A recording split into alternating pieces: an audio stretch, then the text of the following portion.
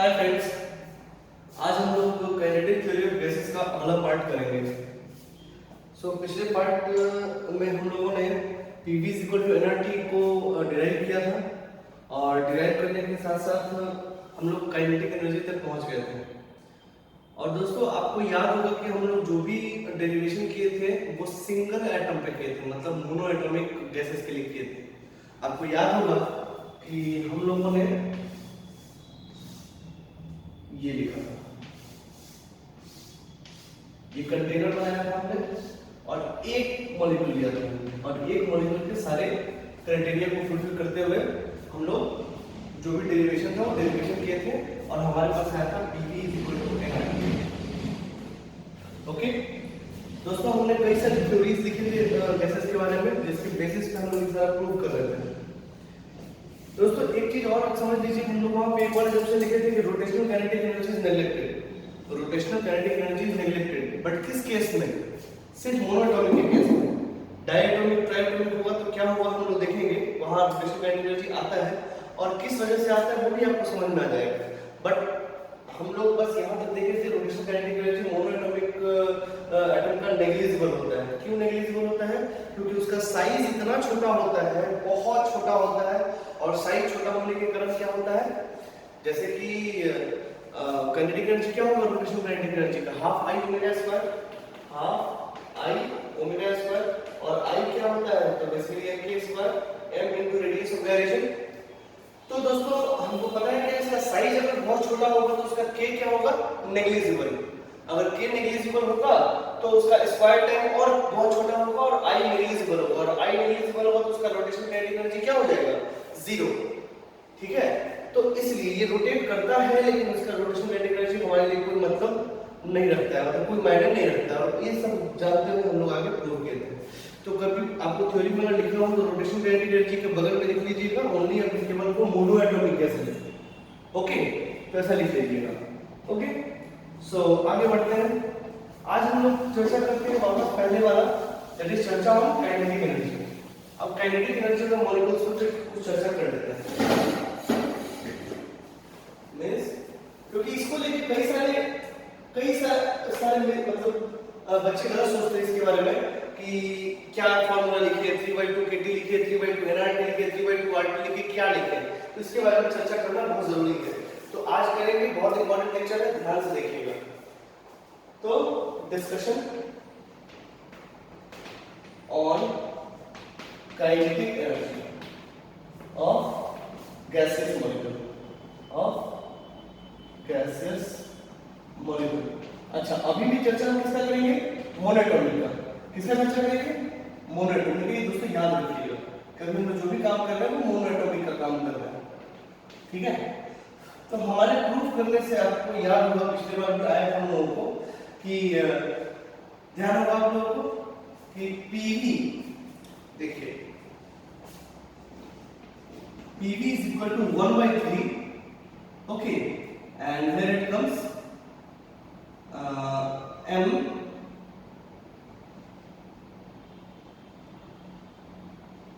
that comes to be m v RMS का square. यहां तक दोस्तों हम लोग आए थे, और सॉरी ये हो गया था m, यहां तक हम लोग प्रूव कर लिए थे। और हम यहां भी एक चीज और देख रहे थे कि PV is equal to 1/3, अगर 2 से मल्टीप्लाई कर दे और 2 से डिवाइड कर दे, this becomes what? mv RMS square, mv RMS square. ये दोस्तों यहां तक प्रूव किया था, और इसी को क्या बोलते हैं? Kinetic energy. क्या बोलते हैं? Kinetic energy. तो काइनेटिक एनर्जी अगर देखा जाए, यहां से अगर हम इसको यहां रखकर बाकी सब जगह ले जाए तो उसको k से डिनोट करेंगे। आज के बाद से काइनेटिक एनर्जी को हम लोग k से डिनोट करेंगे, और दैट बिकम्स व्हाट? 3 बाय, या फिर k ही कर लीजिए, समझ लीजिए ke is equal to 3/2 PV, 3/2 PV। यहां तक दोस्तों हम लोगों ने कर लिया था। ओके, अच्छा, तो यहां तक दोस्तों हम लोग कर लिए थे, तो हमको ये भी पता है कि आइडियल गैस के लिए PV बराबर क्या होता है? nRT। ठीक है, PV बराबर nRT। ये n क्या था? Number of mole. और एक और भी फॉर्म आया था जिसमें हम लोग लिए थे NKT। ये क्या था? बोल्ट्जमैन कांस्टेंट, 1.38 × 10⁻38 ये जो बोल्ट्जमैन कांस्टेंट के फॉर्म से ये आता है, उस समय ये n क्या होता है, तो उस समय दोस्तों ये n होता है नंबर ऑफ मॉलिक्यूल्स। क्या होता है, नंबर ऑफ मॉलिक्यूल्स। ये दोनों फॉर्मूला आपको ध्यान होना चाहिए, और यही से फिर हम यहाँ पे गए थे जब हम लोग एवोगैड्रो नंबर से मल्टीप्लाई और डिवाइड करते हैं तो k into na को हम लिख देते हैं r और n अपॉन na को लिख देते हैं n, नंबर ऑफ मोल। ठीक है, तो ये बात आप याद रखें। जब हमको ये बात पता है तो हम लोग ये लिख सकते हैं। अब देखिए, for number of moles, for number of moles, इसको ले लीजिए फर्स्ट इक्वेशन, और ये किसके लिए इक्वेशन होगा, फॉर नंबर ऑफ मॉलिक्यूल्स, जितने नंबर ऑफ मॉलिक्यूल्स होंगे। ओके, ये n क्या था आपको दोस्तों याद होगा पिछले लेक्चर में, ये कैपिटल N क्या था, number of molecules present in the container, और ये मान लीजिए सेकंड इक्वेशन। ओके, सो और इसको मान लीजिए आप, चाहे इसको 1 मान लीजिए और इसको 2 मान लीजिए और इसको 3 मान लीजिए। ठीक है, सो अब क्या करेंगे ना, पुट 2 in 1, हम दो को 1 में पुट करेंगे तो क्या आएगा, kinetic energy is equal to 3/2 PV क्या लिखेंगे, एनआरटी। ओके दोस्तों, अच्छा ये क्या है बच्चों, ये है आपको किसका, n मोल्स का। ये काइनेटिक एनर्जी किसका हुआ, टोटल काइनेटिक एनर्जी हुआ किसका, ऐसा कंटेनर में जिसमें कि n मोल गैस है और उसमें टोटल जितने भी मॉलिक्यूल्स मौजूद हैं n मोल्स, उसका टोटल काइनेटिक एनर्जी कितना है, तो 3/2 nRT, 3/2 nRT। याद रखिए दोस्तों, फिर से सुने, एक कंटेनर है जिसमें n मोल ऑफ गैसेस है, अगर उसका काइनेटिक एनर्जी अगर हमको पूछा जाए, टोटल काइनेटिक एनर्जी उसका पूछा जाए तो कितना होगा, 3/2 nRT। ये आप याद रखें। ओके, खैर आगे चलते हैं। अब इसमें देखिए, अब अगर हम इसमें ये करें, ये कौन सा है, एवरेज। हम लोग जब भी काइनेटिक एनर्जी निकाले, कौन सा निकाले, एवरेज काइनेटिक एनर्जी निकाले हैं। ठीक है, क्योंकि एग्जैक्ट मोशन थोड़ी ना पता है हमको, वो तो रैंडम मोशन है, VRMS की आपको याद है, यहाँ पे VRMS था, V एग्जैक्ट नहीं है, सारे मॉलिक्यूल्स का वेलोसिटी हम थोड़ी ना ले पाएंगे, तो हम लोग एक एवरेज निकाले थे जिसमें कि RMS वैल्यू आया है, आपको याद होगा। ओके, सो यहाँ पे टोटल काइनेटिक एनर्जी कंटेनर में n मोल्स है तो उसका टोटल काइनेटिक एनर्जी है 3/2 nRT। ओके, अब हम क्या करेंगे, kinetic energy average divided by n, this is equal to 3/2 RT। ये क्या है दोस्तों, इसको क्या बोलेंगे, इसको हम बोलेंगे average kinetic energy of a gas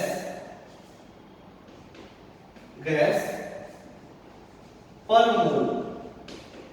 मोल, क्योंकि देखिए n से डिवाइडेड है, तो ये average kinetic energy of a gas पर मोल है। क्या है ये, पर मोल, एक मोल में कितना काइनेटिक एनर्जी होगा, तो 3/2 RT, 3/2 RT एक मोल में। ठीक है, ओके, उसके बाद पुट 3 इन, 3 को जब हमने पुट करेंगे तो क्या आएगा, पीवी 3/2 nKT। ठीक है, अच्छा ये क्या है, ये भी तो टोटल, बेसिकली ये क्या है, ये भी एक total kinetic energy of the gas molecule present in the container, but ये किस फॉर्मेट में है, मोल के फॉर्मेट में है कि नंबर ऑफ मॉलिक्यूल्स के फॉर्मेट में है, तो आंसर है नंबर ऑफ मॉलिक्यूल्स के फॉर्मेट में। ठीक है, अब हम यहां करें, सॉरी ये भी एवरेज है, अब यहां पे हम लिखें काइनेटिक एनर्जी एवरेज पर n, तो ये क्या हो जाएगा दोस्तों, 3/2 k। ये क्या है दोस्तों, इसको क्या बोलेंगे, काइनेटिक एनर्जी, मतलब ऐसा समझे, average kinetic energy of a gas पर मॉलिक्यूल,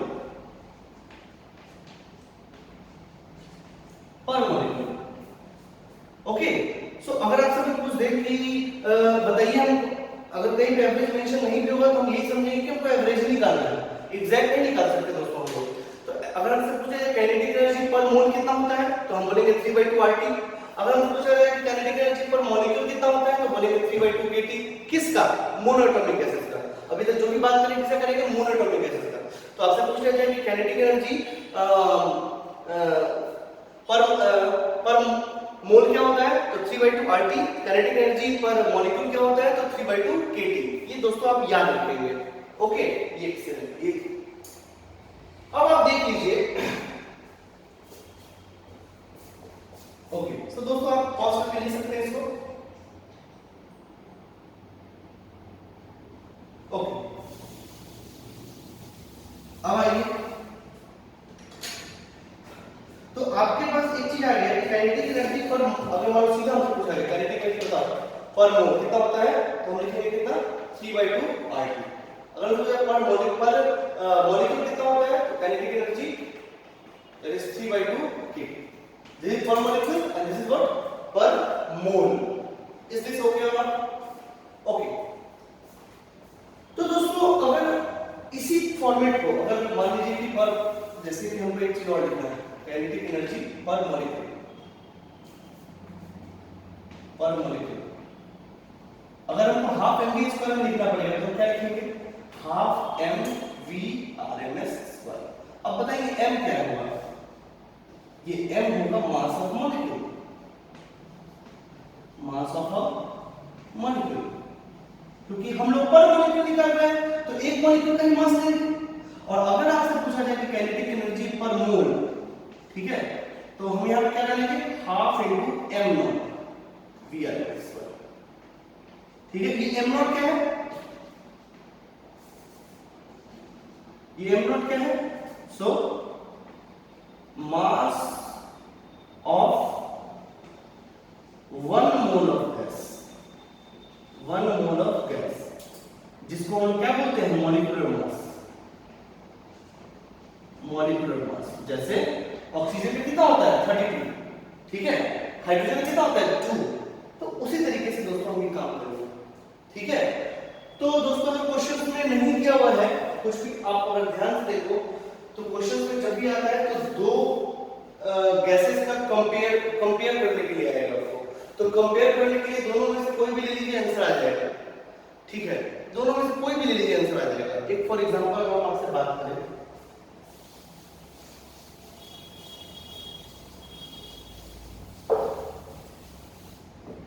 जैसे बोला गया कि O2 एंड H2, ठीक है, ये दोनों एक कंटेनर में है और दोनों टेंपरेचर कितने पे है, मान लीजिए कि 300 केल्विन पे दोनों, ठीक है, और आपको दिया हुआ है कि VO2 आपको दिया हुआ है, कुछ भी है तो VO2 गिवन है, ठीक है।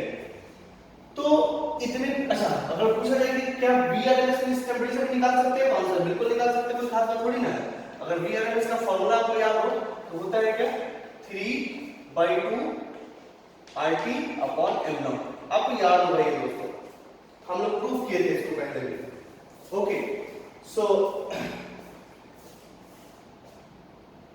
सॉरी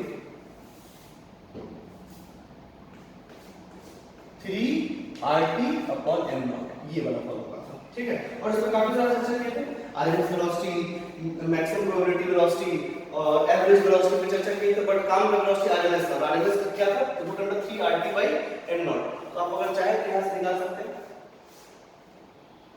तो ये कितना हो गया 3 into 8314। आपको याद होगा इसको हम कैसे लिखते हैं, और टेंपरेचर 300 केल्विन और मॉलिक्यूलर मास हो गया ऑक्सीजन का, किसका निकाल रहे हैं, मान लीजिए O2 का निकाल रहे हैं, तो O2 का हो गया 32, ठीक है, 16 गुना 32।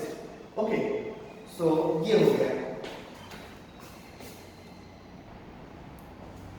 सो दोस्तों इसको कैलकुलेट कर देंगे, 3 into 8314 into 300 and divided by 32 and this becomes 483.56 metre पर सेकंड। ये हम पहले निकाल चुके हैं। ओके, अब कहने का मतलब है, तो ये आपको दिया हुआ है 483.56, ठीक है, और आपसे मीटर पर सेकंड, ठीक है, और आपसे क्या पूछा कि VH2 ये दिया हुआ है, VH2 क्या होगा। हम दोस्तों ऐसे भी निकाल सकते हैं, यस, इसमें कहीं से कोई दिक्कत नहीं, आप ऐसे भी निकाल सकते हैं, हमको कोई दिक्कत नहीं है, ठीक है। ये सपोज करिए कि क्वेश्चन में ऐसा दिया हुआ है कि ये दोनों सेम टेंपरेचर पे, टेंपरेचर नहीं दिया हुआ है, ठीक है, टेंपरेचर नहीं दिया हुआ है, ठीक है। टेंपरेचर नहीं देने के साथ साथ आपको दिया गया कि मान लीजिए कि ये दोनों एक पर्टिकुलर टेंपरेचर T पे है और उस टेंपरेचर पे जो है इसका वेलोसिटी क्या है 483.56 मीटर पर सेकंड है दिया हुआ है। तो वेलोसिटी ऑफ हाइड्रोजन मॉलिक्यूल क्या होगा, सवाल ये पूछा गया। आप एक काम ये भी कर सकते हैं कि ये VO2 रख लीजिए और वहां से T निकाल लीजिए टेम्परेचर, ठीक है। अब वो उसी टेम्परेचर पे फिर उस फॉर्मूला में डाल के इसका निकाल लीजिए, ये भी आप कर सकते हैं। तो पहला प्रोसेस तो सिंपल है। दूसरा प्रोसेस, अगर हमको इसमें काइनेटिक एनर्जी निकालना है, अगर दोनों सेम टेम्परेचर पे, तो एक बात तो तय है दोस्तों, ये होगा 1/2 MO2 इनटू V RMS किसका, O2 का। अच्छा, अब हम RMS नहीं लिखें तो समझिएगा हम RMS ही लिखें, ठीक है। तो हम चुपचाप ऐसे करते हैं, VO2 स्क्वायर बराबर 1/2 MVH2 का स्क्वायर। ये भी कौन सा है, RMS, ठीक है। हम ऐसा नहीं काम करते, मतलब कि एक बात हम पहले भी कर चुके हैं कि अगर सेम टेम्परेचर पे दोनों हैं तो दोनों का क्या बराबर होगा, क्या RMS स्पीड बराबर होगा या काइनेटिक एनर्जी बराबर होगा। तो आंसर काइनेटिक एनर्जी बराबर होगा, ये काइनेटिक एनर्जी है। और सवाल ये आता है कि सर ये MO2 और MH2 कौन सा वाला है, ये कौन सा वाला है, ये पर मॉलिक्यूल वाला है कि पर मोल वाला है। तो आंसर है कि जो मर्जी है आप बोल लीजिए, कोई दिक्कत नहीं है इससे, ठीक है। अगर आप ध्यान से देखें, अगर हम एक मॉलिक्यूल लें तो एक मॉलिक्यूल हाइड्रोजन के पास कितने होते हैं अप्रॉक्सीमेटली, अगर आप देखो ध्यान से, तो उसके पास 8 प्रोटॉन और 8 न्यूट्रॉन होते हैं, ठीक है। तो 16 हो गया, मतलब एक के पास 16, तो 2 × 16 प्रोटॉन और न्यूट्रॉन का मास सेम होता है, ठीक है। तो कितना हो गया 32 × AMU, एटॉमिक मास यूनिट। एक आपको पता है ना ये चीज, ये वैल्यू आपको पता होगा, केमिस्ट्री में हमने पढ़ा होगा, ओके, AMU, ठीक है। और दूसरा MH2, अगर हम MH2 की बात करें तो वो कितना हो जाएगा 2 × क्योंकि वो भी दो एटम डायटोमिक है, तो 2 × कितने उसके पास ये है, सो एक प्रोटॉन है उसके पास, ठीक है। तो 2 × 1, सो दिस बिकम्स 2 × 1 AMU, ठीक है। अब आप देख लीजिए, अब आप रख दीजिए तो भी आपको नहीं आंसर आएगा, हाफ से आपको बेटा ये भी कट जाएगा। और यहाँ पे MO2 कितना हो जाएगा 32 × 1 AMU, okay, and is equal to MH2 हो गया, MH2 हो गया तुमको 2 AMU × VH2 square, okay. AMU से AMU कट गया और देखो फिर आगे 216, ठीक है। तो VH2 कितना हो गया, यहाँ पे छूट गया VRMS स्पेस,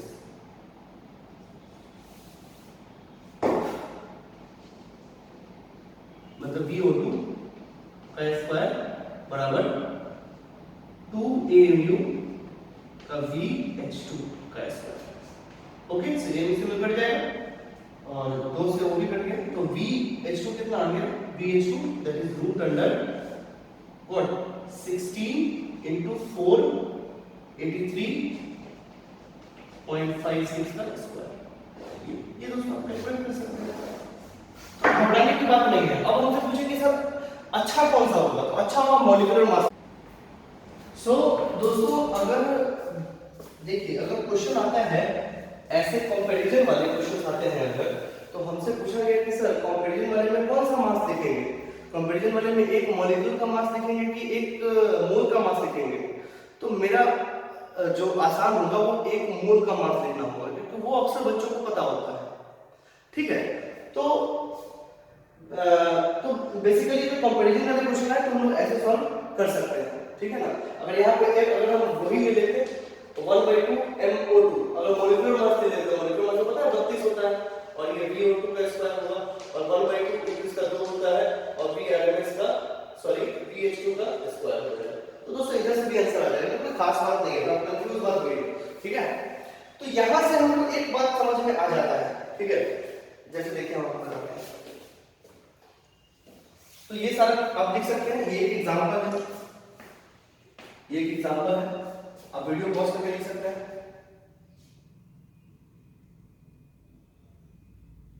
ओके। अब हम सारी चीजों को समराइज करते हैं।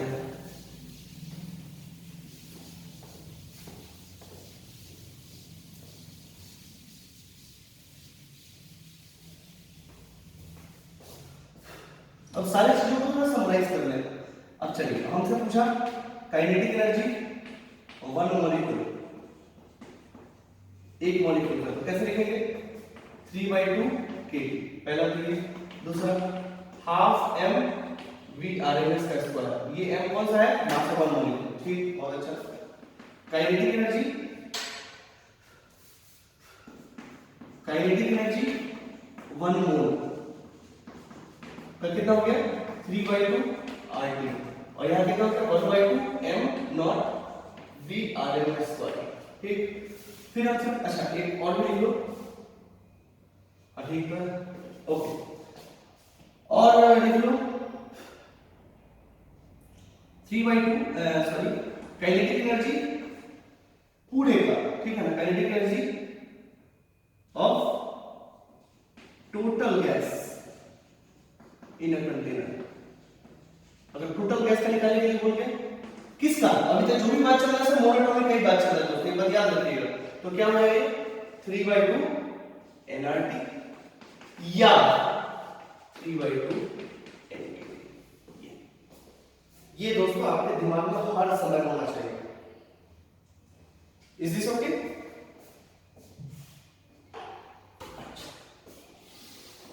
अब आपसे पूछा गया कि काइनेटिक एनर्जी अगर किसी का टेम्परेचर दिया हुआ है, अगर किसी का टेम्परेचर दिया हुआ है तो क्या दिया हुआ है? काइनेटिक एनर्जी पूरे गैस का कि एक मोल का कि एक मॉलिक्यूल का? तो दोस्तों देखिए यहाँ पे आपको ध्यान से देखिए, काइनेटिक एनर्जी कोई भी मोल ही ले लीजिए या मॉलिक्यूल ले लीजिए, कोई फर्क नहीं पड़ता। That is 3/2 RT। आप ध्यान से देखिए ये 3/2 और R कांस्टेंट है, तो काइनेटिक एनर्जी पर मोल किसका प्रोपोर्शनेट है? टेम्परेचर का। ठीक है, तो अगर किसी भी अगर गैस का या किसी भी कंटेनर में गैस है, अगर उसका टेम्परेचर दिया हुआ है तो क्या दिया हुआ है? उसका काइनेटिक एनर्जी पर मॉलिक्यूल या मोल दिया हुआ है। उसका काइनेटिक एनर्जी पर मॉलिक्यूल या मोल दिया हुआ है। ये बात दोस्तों आप याद रखें, ठीक है? तो अभी आपसे पूछिए टेम्परेचर आपको दिया हुआ है तो टोटल काइनेटिक एनर्जी निकालिए। टोटल काइनेटिक एनर्जी नहीं निकाल पाएंगे आप जब तक आपको नंबर ऑफ मोल नहीं पता होगा, ठीक है? लेकिन अगर नंबर ऑफ मोल नहीं दिया हुआ है और मास नहीं दिया हुआ है, कितना नंबर ऑफ मॉलिक्यूल्स है वो नहीं दिया हुआ है, तो आप उसका पर मोल या पर मॉलिक्यूल निकाल सकते हैं, ठीक है? सो temperature is just the indication of what? Kinetic energy पर मोल और मॉलिक्यूल, ठीक है? यहां पे लिख देंगे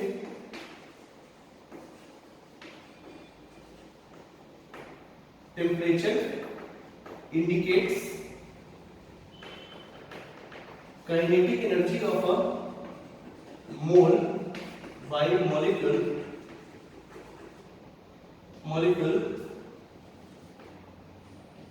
of a gas.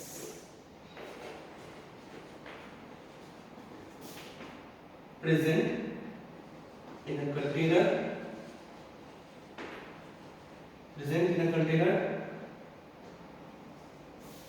Container को जाइए मोमेंट में of a gas present at that temperature. Okay, अगर आपसे पूछ लिया गया यहाँ पे कि नाइट्रोजन मॉलिक्यूल है, अभी एटमॉस्फेरिक टेम्परेचर कितना है? 300 केल्विन, ठीक है? आपसे पूछ दिया गया कि बताओ इसका काइनेटिक एनर्जी कितना है? अब आपको टोटल मास थोड़ी ना पता है, तो आप टोटल मास आप एनर्जी थोड़ी निकाल सकते हो। आप क्या निकाल सकते हो? तो काइनेटिक एनर्जी पर मोल कर लीजिए। अभी नाइट्रोजन का निकालना है तो कितना नाइट्रोजन का m नॉट, तो वही होगा आपको कितना 28 होगा, तो 28 into VRMS। या फिर आप ऐसा कर सकते हो, मैं आपको एक छोटा सा सवाल भी कर रहा हूं, आप इसको लिख सकते हैं। थोड़ा सवाल भी कराया, देखिए एग्जांपल सपोज आपसे पूछ दिया गया velocity of N2 molecule present in air at T is equal to 300 Kelvin। निकालते हैं। अब अगर आपको निकालना है तो आप उससे भी निकाल सकते हो। VRMS का जो फॉर्मूला है 3/2 3RT m नॉट, उससे निकाल सकते हैं, या फिर इससे कैलकुलेट कितना होगा?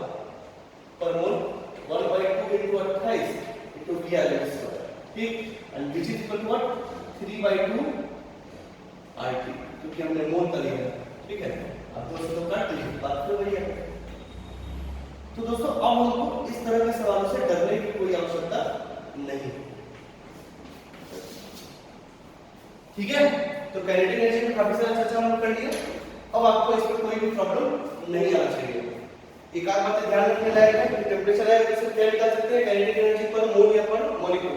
दूसरा बात कि अगर V R L को हमको निकालना है 3 ये 28 तो 8.314 नहीं रखेंगे, 8 रखेंगे 8314 पॉइंट वाला नहीं रखेंगे, 8314 तब नीचे ग्राम वाला रखेंगे। और यदि R को 8.314 लिख रहा है तो नीचे वाले को केजी लिखना पड़ेगा। ये बात हम पिछले वीडियो में कर चुके हैं। चलिए आगे चलते हैं। तो ये हुआ काइनेटिक एनर्जी के बारे में टोटल चर्चा।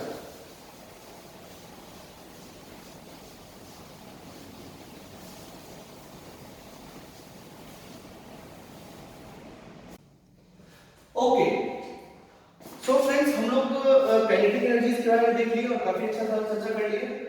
उसके बाद देखिए हम लोग दोस्तों क्या करते हैं, हम लोग एक टर्म्स डिफाइन करते हैं।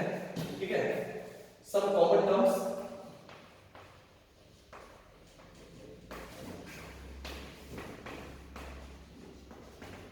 जिसमें आपका क्या आएगा, एक आएगा सिस्टम, एक आएगा आपका सिस्टम। तो सिस्टम क्या है, a confined area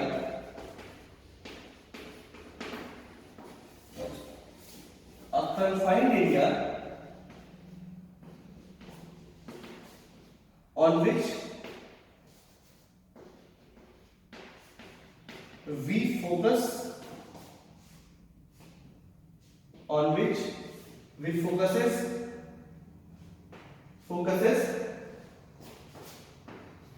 to get any result।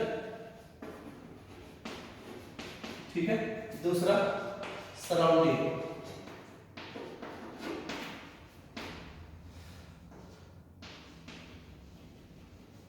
every part except system, every part except system in a universe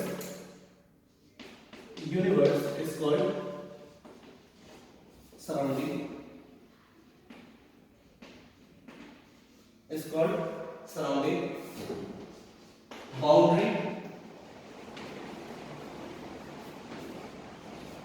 and imaginary line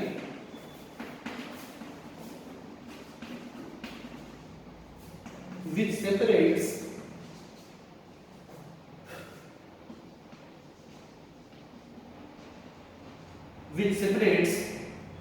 system from surrounding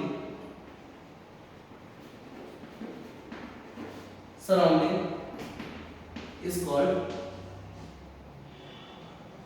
boundary. ठीक है, इसको दोस्तों समझने की कोशिश करते हैं। मान लीजिए आपको ये दिया हुआ यूनिवर्स, ये क्या है, यूनिवर्स, ये पूरा यूनिवर्स। ठीक है, और ये है सिस्टम हमारा। ठीक है, तो बाकी सारा क्या हो गया, इस पूरे यूनिवर्स से सिस्टम घटा दीजिए, क्या हो गया, सराउंडिंग। और ये क्या है दोस्तों, ये है बाउंड्री। ठीक है, तो मैथमेटिकल भाषा में लिख सकते हैं आप system plus surrounding is equal to universe. ठीक है दोस्तों, ये आप लिख सकते हैं। ओके, चलिए सो पॉज करके इसको लिख लीजिए, बड़ा इंपॉर्टेंट चीज है ये सब। दूसरी बात, अब सिस्टम और सराउंडिंग को समझ गए। ये कुछ कॉमन टर्म्स है जो यूज करेंगे फिर बड़ा जाएगा। दूसरा सिस्टम कितने तरह के सिस्टम होते हैं, तो दोस्तों आपके पास एक क्लोज सिस्टम होगा, क्लोज सिस्टम। ठीक है, याद रखिए सारी बातें, बहुत जरूरी है ये आगे बढ़ने के लिए। ठीक है, क्लोज सिस्टम। देखिए दोस्तों, हम लोग जब भी बात करते हैं किसी प्रॉपर्टीज का, तो मास और एनर्जी बहुत इंपॉर्टेंट होता है। ठीक है, हम लोग जो भी बात करते हैं मास पे और एनर्जी पे बात करते हैं। तो हम लोग ऐसा देखें कि मान लीजिए सिस्टम है, तो क्लोज सिस्टम क्या होगा, क्लोज सिस्टम वो होगा कि ना ही एनर्जी बाहर जा सके और ना ही मास बाहर जा सके। सॉरी, मास बाहर नहीं जाए, एनर्जी ट्रांसफर हो सकता है। ऐसी चीजों को बोलते हैं क्या, ये क्लोज सिस्टम। ठीक है, क्लोज सिस्टम क्या होगा, क्या लिखेंगे, मास can not cross the boundary, cannot cross the boundary,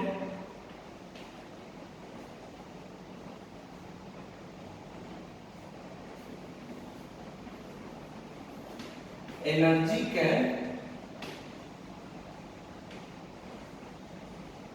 can transfer और cross। एनर्जी जा सकता है अंदर बाहर, बट मास नहीं जा सकता है। ठीक है, तो यहाँ पे ये जो एनर्जी है यानी Q या वर्क डन, देखो एनर्जी की जब बात करेंगे यहाँ पे दो टर्म का बात करेंगे, एक हीट और दूसरा वर्क डन। इसके बारे में और विशेष रूप से बात करेंगे, बट आज यहाँ समझ लीजिए कि थर्मोडायनामिक्स में दो वर्ड बहुत इंपॉर्टेंट होगा, हीट और वर्क डन, हीट और वर्क डन।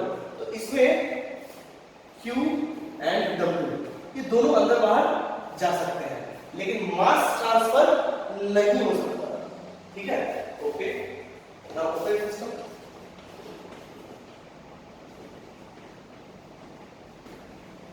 ओपन सिस्टम, इसमें क्या होगा दोस्तों, ये सिस्टम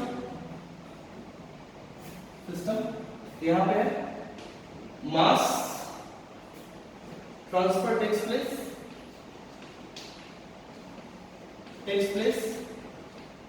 बट नहीं, energy transfer also takes place, energy transfer also takes place. मतलब कि ओपन सिस्टम वो सिस्टम है जहां से मास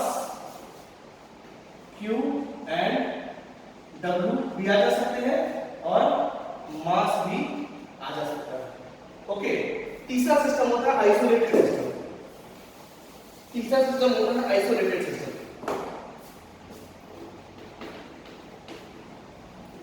आइसोलेटेड सिस्टम, ठीक है, ये क्या हुआ, ना ही मास जाएगा,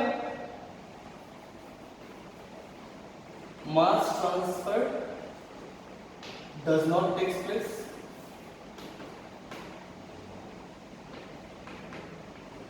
ना ये नहीं देगा, और एनर्जी ट्रांसफर भी नहीं होगा, energy transfer also does not takes place। ठीक है, तो मास एनर्जी दोनों मिल जाएगा। मतलब ये एक ऐसा सिस्टम है जिसमें से ना ही एनर्जी जाएगा और ना ही मास जाएगा। ठीक है, अब आपसे पूछा है कि किसी एग्जांपल दीजिए, तो इसका एग्जांपल दे सकते हैं, जैसे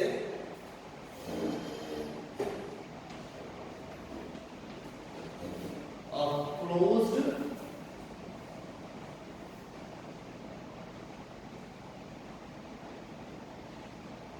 कई सारे एग्जांपल है, क्लोज सिलेंडर पिस्टन अरेंजमेंट,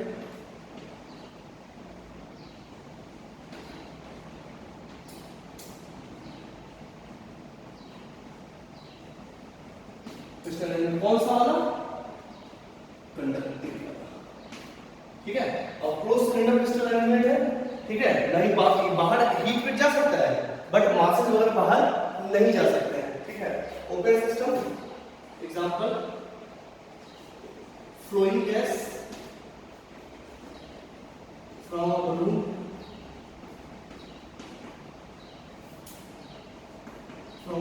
अच्छा इसमें भी लिख सकते हैं, एक ये हो गया, एक तो क्लोज्ड बैलून,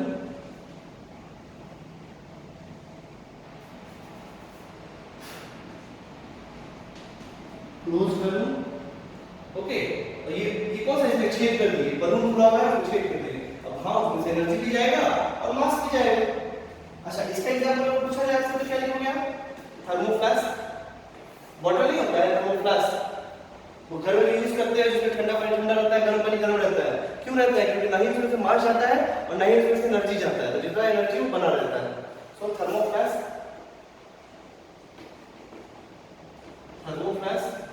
दूसरा यूनिवर्स। यूनिवर्स से भी दोस्तों कोई भी एनर्जी ना अंदर आ सकता है ना बाहर जा सकता है, ठीक है। ये आप लिख लें। ओके, फिर अब आगे चलते हैं।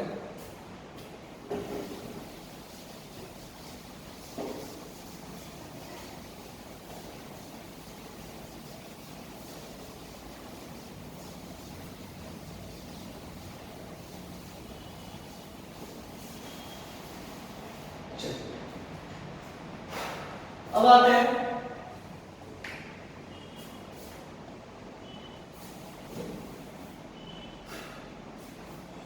ओके,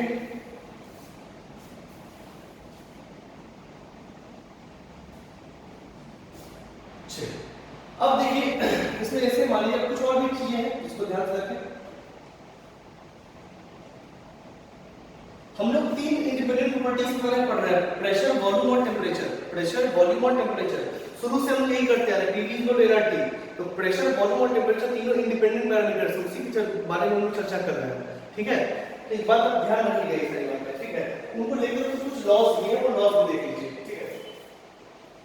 तो some important laws, important laws, ठीक है, वो भी देख लीजिए। इस सब इंपॉर्टेंट लॉस में क्या होगा, जैसे बॉयल्स लॉ, बॉयल्स लॉ, ये जितने भी लॉस आएंगे सब हम क्लोज सिस्टम के लिए बता रहे हैं आपको, ठीक है। सो ध्यान से देखिए, अगर मान लीजिए कि एक सिस्टम है, ठीक है, जिसमें गैसेस है, इसमें क्या है, गैसेस है, बहुत सारे गैस है, n मोल्स, n मोल्स, कितने गैसेस हैं इसमें, n मोल्स। ये एक ऐसा सिस्टम है जिसमें n मोल गैसेस है, ठीक है। तो दोस्तों अगर देखिए, अगर हम इनिशियल स्टेट की बात करें, मतलब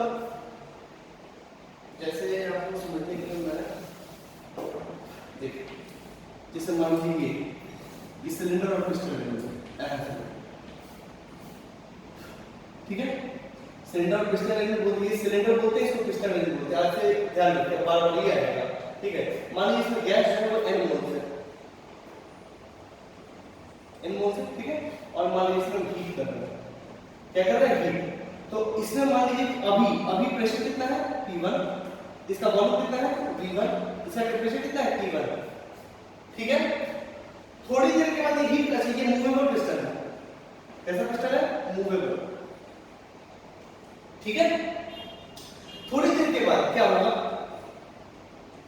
अगर ये हीट है इसको आपको लगता है एक्सपेंड करेगा, बिल्कुल करेगा, मान लीजिए एक्सपेंड करके यहां ये, ठीक है।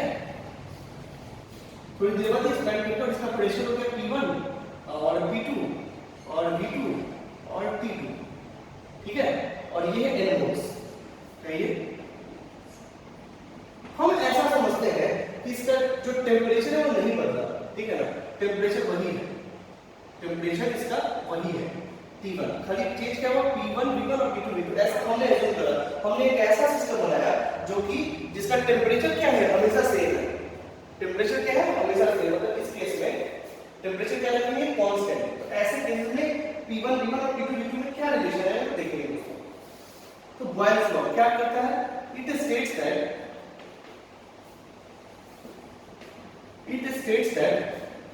at a constant temperature,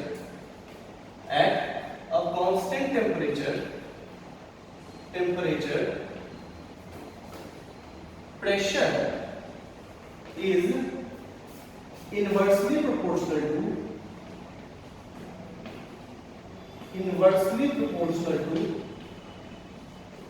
to its volume. Okay, अब कहने का मतलब देखिए, पहले कितना था, अच्छा दोस्तों ये क्लोज चैम्बर है, तो अगर इसके पास n मोल है तो अभी कितना होगा, n मोल, मास थोड़ी ना बाहर जाएगा, तो अभी भी n मोल है, तो बाद में क्या रहेगा, n मोल। तो देखिए, अब मेरे पास है P1, P is equal to relation, तो P1 V1 बराबर n R T1, ठीक है। दूसरे केस में क्या हुआ, P2 V2 n R T, ये तो वही है, अरे है कि नहीं है। तो आप देखिए, इसको आप क्या करें, डिवाइड कर दीजिए, डिवाइड करके ये कट जाएगा और आपको क्या आ जाएगा, ये 1 हो जाएगा ना, ये उधर चला जाएगा, तो क्या हो जाएगा, P1 V1 is equal to P2 V2, ठीक है। मतलब कि ये PV क्या हो गया, कांस्टेंट। PV क्या हो गया, कांस्टेंट। अगर P और V कांस्टेंट हो गया तो ये कितना हो गया, 1/V। यानी ये प्रेशर जो है, प्रेशर जो कैसे वेरी करेगा वॉल्यूम से, इनवर्सली। इनवर्सली मतलब अगर प्रेशर बढ़ेगा तो वॉल्यूम क्या होगा, घटेगा। Close chamber, is this okay? Closed है तो n दोनों में सेम है, r तो यूनिवर्सल गैस कांस्टेंट है, हमने क्या रख दिया, टेंपरेचर। ठीक है, it states that at a constant temperature pressure is inversely proportional to its volume for a closed chamber. Okay, ये कर लीजिए, क्लोज चैम्बर मतलब क्लोज सिस्टम। ओके, इसको लिख लीजिए।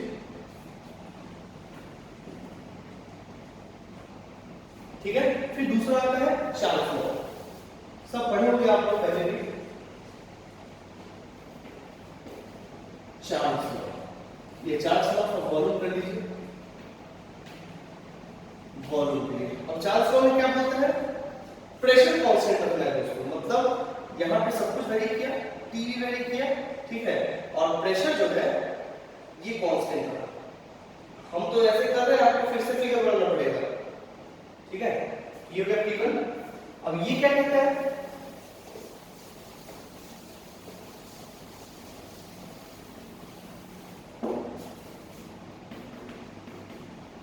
it states that at a constant pressure, pressure क्या है दोस्तों, constant, at a constant pressure for a closed system volume is directly proportional to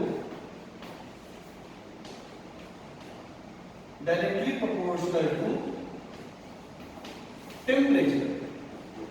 ठीक है, and this law can be proved by ideal equation। यहाँ देखें, P1 V1 बराबर nR T1, ठीक है, और आगे क्या है यहाँ से P1, ये है V2 nR T2, डिवाइड कर दीजिए दोस्तों, तो ये सेव कर जाएगा और ये सेव कर गया। And you can see that V1 याद रखिए, V1 upon V2 is equal to T1 upon T2, जो सिग्निफाई क्या करता है, तो volume is directly proportional to temperature. लिख सकते हैं इसको, ओके। चलिए, ये किसके लिए दोस्तों, कांस्टेंट प्रेशर प्रोसेस के लिए। किस प्रोसेस के लिए, कांस्टेंट प्रेशर प्रोसेस के लिए ये कहा गया। ओके, अब आइए चार्ल्स लॉ फॉर प्रेशर, और इसी को हम गेलुजार्ट लॉ भी बोलते हैं।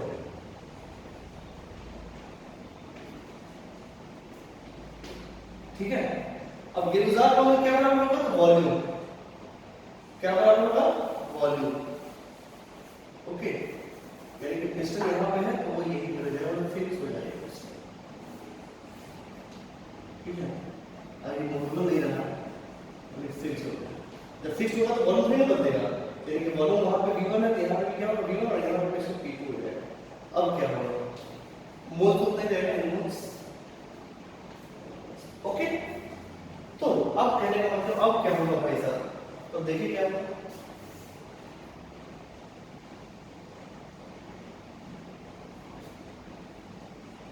ओके, सो ठीक, अब देखिए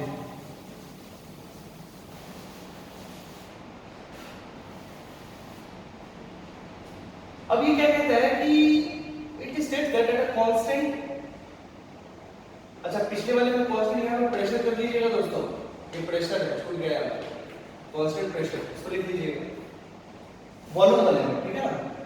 अब प्रेशर वाले में क्या करेंगे, it states that at a constant volume,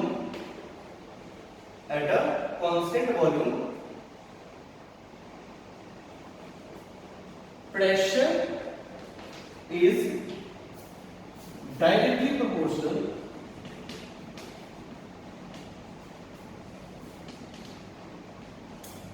directly proportional to temperature in a closed system.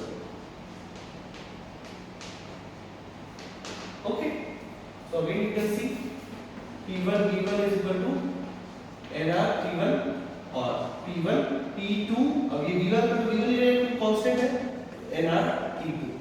अब इसको डिवाइड कर दीजिए. यहाँ क्या आएगा दोस्तों? P1 upon T1 बराबर P2 upon T2 and this negates T1 upon T2 that is equal to T1 upon T2. Okay, so ये क्या दोस्तों नोट कर रहा है कि P से डायरेक्ट रिलेटेड है, तो P is equal to temperature. Okay, so ये कंडीशन है.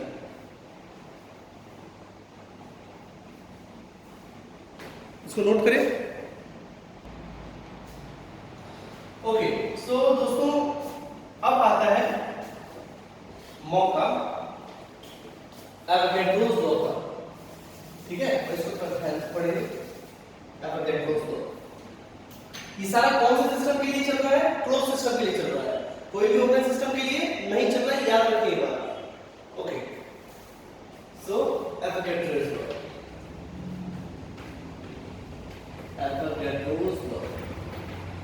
एवोगैड्रोस लॉ क्या कहता है? It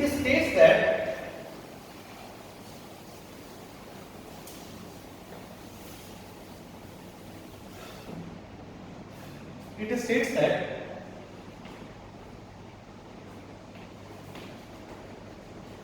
at a particular pressure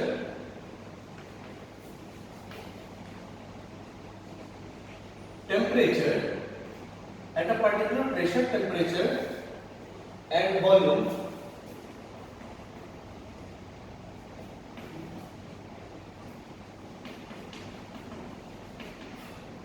number of molecules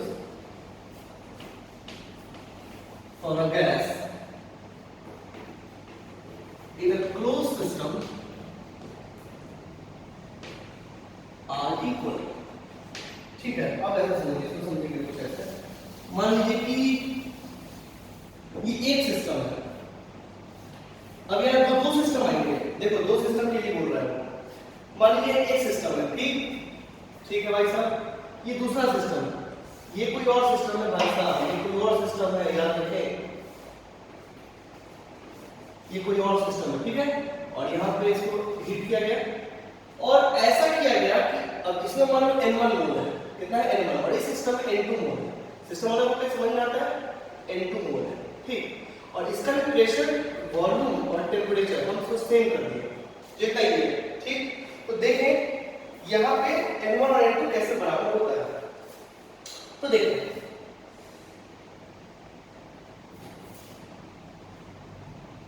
N2 देखें तो मुझे पता है कि P1 V1 is equal to N1 R T1. Okay, and for second system के लिए प्रेशर और वॉल्यूम वही है. प्रेशर और वॉल्यूम क्या है? वही है, और टेम्परेचर भी वही है. तो दूसरे सिस्टम के लिए क्या हो जाएगा? P1 V1 ये हो गया N2. क्या हो गया? N2, और ये R और ये T2. ठीक है, अब इसको क्या करना है? आप डिवाइड कर दीजिए. अगर डिवाइड करें तो ये CH चला जाएगा, ये सॉरी टेम्परेचर भी वही है, टेम्परेचर भी कट जाएगा. और आपको क्या आ गया यहाँ पे दोस्तों? आप अगर देखो इसको डिवाइड करें तो आपको आ गया N1/N2 बराबर 1, which indicates that N1 is equal to N2. मतलब कि it states that at a particular pressure, temperature and volume, number of molecules for gas in closed system are equal. देखिए, ये दोनों सिस्टम में प्रेशर, वॉल्यूम और temperature दोनों same था, तो दोनों में ऑटोमेटिक बात है कि N1 और N2 नंबर ऑफ मोल्स क्या होंगे? सेम होंगे. क्या होंगे? नंबर ऑफ मोल्स क्या होंगे? सेम होंगे. तो इसको नोट करिए.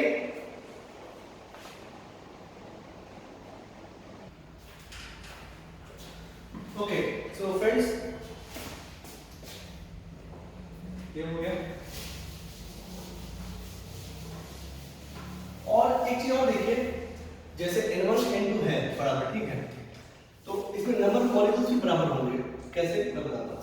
जैसे n1 by n1 is equal to n2 है, n1 n2 क्या लिख सकते हैं, n1 अपॉन n, जानते हैं इलेक्ट्रॉन नंबर मोल को तो ऐसे ही लिखते हैं ना, और is equal to n2 upon na, so n से कट गया और बचा n1 बराबर n2। मतलब अगर दो सिस्टम, अगर एक क्लोज सिस्टम है, दो क्लोज सिस्टम है और दोनों में जो गैसेस है उसका प्रेशर, वॉल्यूम और टेम्परेचर सेम है, ठीक है, तो उसके नंबर ऑफ मॉलिक्यूल्स भी क्या होंगे, सेम होंगे, और जो कि इंप्लाई करता है क्या, नंबर ऑफ मोल्स भी दोनों में क्या होंगे, सेम होंगे। ओके,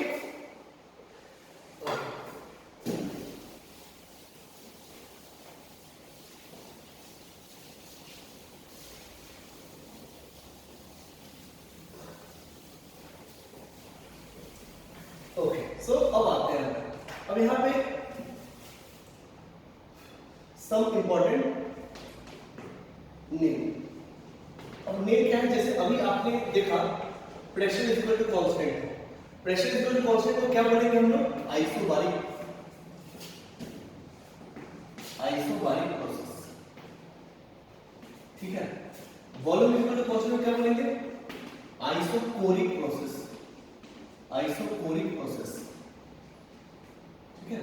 और temperature is equal to constant क्या बोलेंगे, आइसोथर्मल प्रोसेस, ठीक है। और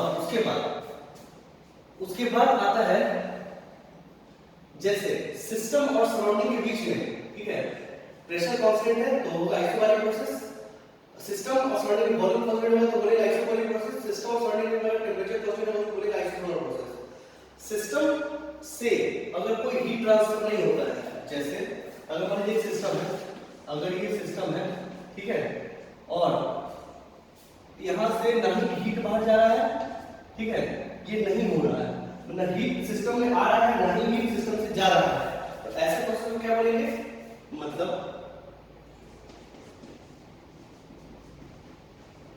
heat transfer zero, heat transfer कुछ नहीं हो रहा है, ऐसे प्रोसेस को बोलेंगे एडियाबैटिक प्रोसेस। याद रखिए, धीरे धीरे सब समझ में आ जाएगा, एडियाबैटिक प्रोसेस, ठीक है। और अगर कुछ भी नहीं सेम है, कुछ भी कांस्टेंट नहीं है, कोई भी प्रोसेस है, आर्बिट्रेरी प्रोसेस, आर्बिट्रेरी प्रोसेस, कोई भी प्रोसेस है जिसका नहीं पता कि क्या हो रहा है, उसको बोलेंगे पॉलीट्रॉपिक प्रोसेस। हम सब समझा देंगे आपको, धीरे धीरे सब समझ में आ जाएगा आपको क्या होता है, ठीक है, इसको नोट कर ले। ओके, ओके, सो देखिए, तो बेटा एक चीज ध्यान रखिए, अब इसी से लेकर some important graphs, some important graphs, ठीक है। तो इंपॉर्टेंट ग्राफ्स के लिए, किसके लिए, क्लोज सिस्टम के लिए, हम जो भी बात कर रहे हैं क्लोज सिस्टम की बात कर रहे हैं, ओपन सिस्टम का कहानी हमको पढ़ना ही नहीं है, ठीक है। तो इंपॉर्टेंट ग्राफ्स लेंगे क्लोज सिस्टम में कब कब, हर एक केसेस में, जैसे पॉलीट्रॉपिक प्रोसेस, जैसे ये isobaric process, pressure is equal to constant, अगर pressure is equal to constant होगा तो इंपॉर्टेंट ग्राफ में एक ग्राफ आता है P और V, ये बहुत इंपॉर्टेंट ग्राफ है दोस्तों, पीवी कर्व बोलते हैं इसको, ठीक है। तो पीवी कर्व में अगर मान लीजिए हम आइसोबारिक प्रोसेस को नोट करेंगे, कैसे नोट करेंगे, ऐसा, ठीक है। अगर दोस्तों volume is equal to constant, जैसे ये मान लीजिए ये प्रोसेस, सपोज करिए 1 से लेकर 2, 1 से लेकर 2, ये कैसा प्रोसेस है, कांस्टेंट प्रेशर, देखिए प्रेशर कांस्टेंट है, जो प्रेशर यहाँ है वही प्रेशर आ जाएगा, 2 से 3, ये कैसा प्रोसेस है दोस्तों, constant volume process, constant volume process, ठीक है।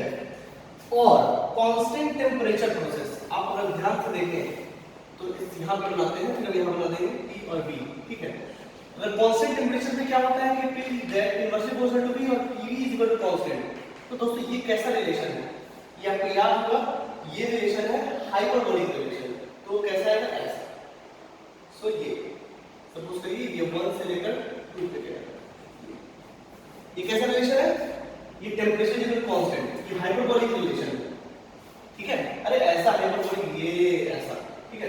तो यहां से अगर ये ऐसी है, ये कैसा रिलेशन है, 3 से लेकर 1 कैसा रिलेशन है,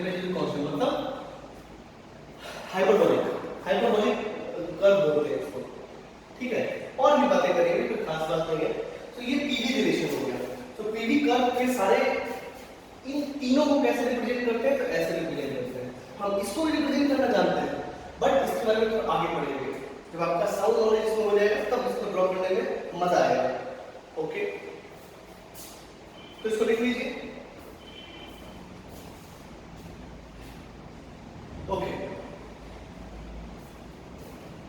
अब देखिए, अब कई बार आपको सवाल पूछा गया जाएगा कि एक और ग्राफ बहुत इंपॉर्टेंट है, इसको वीटी कर्व बोलते हैं, वॉल्यूम और टेम्परेचर कर्व। सवाल ये पूछ गया आपसे, मैं बताऊं आपको, वीटी कर्व, वी और टी कर्व, ठीक है। आपको बोला गया कि इस ग्राफ को आप यहां ड्रॉ कीजिए, मतलब वीटी पे, तो कैसे करेंगे? Is this okay? तो देखते हैं। सबसे पहले जो कांस्टेंट टेम्परेचर है और ये दोनों पहले कर लेते हैं। यहां देखिए, वॉल्यूम घटा है 2 से लेकर 3 तक नीचे, सॉरी वॉल्यूम तो कांस्टेंट है, प्रेशर घटा है, ठीक है ना। और बट क्या है, वॉल्यूम क्या है, कांस्टेंट है। ये ग्राफ कैसा है? सो देखिए,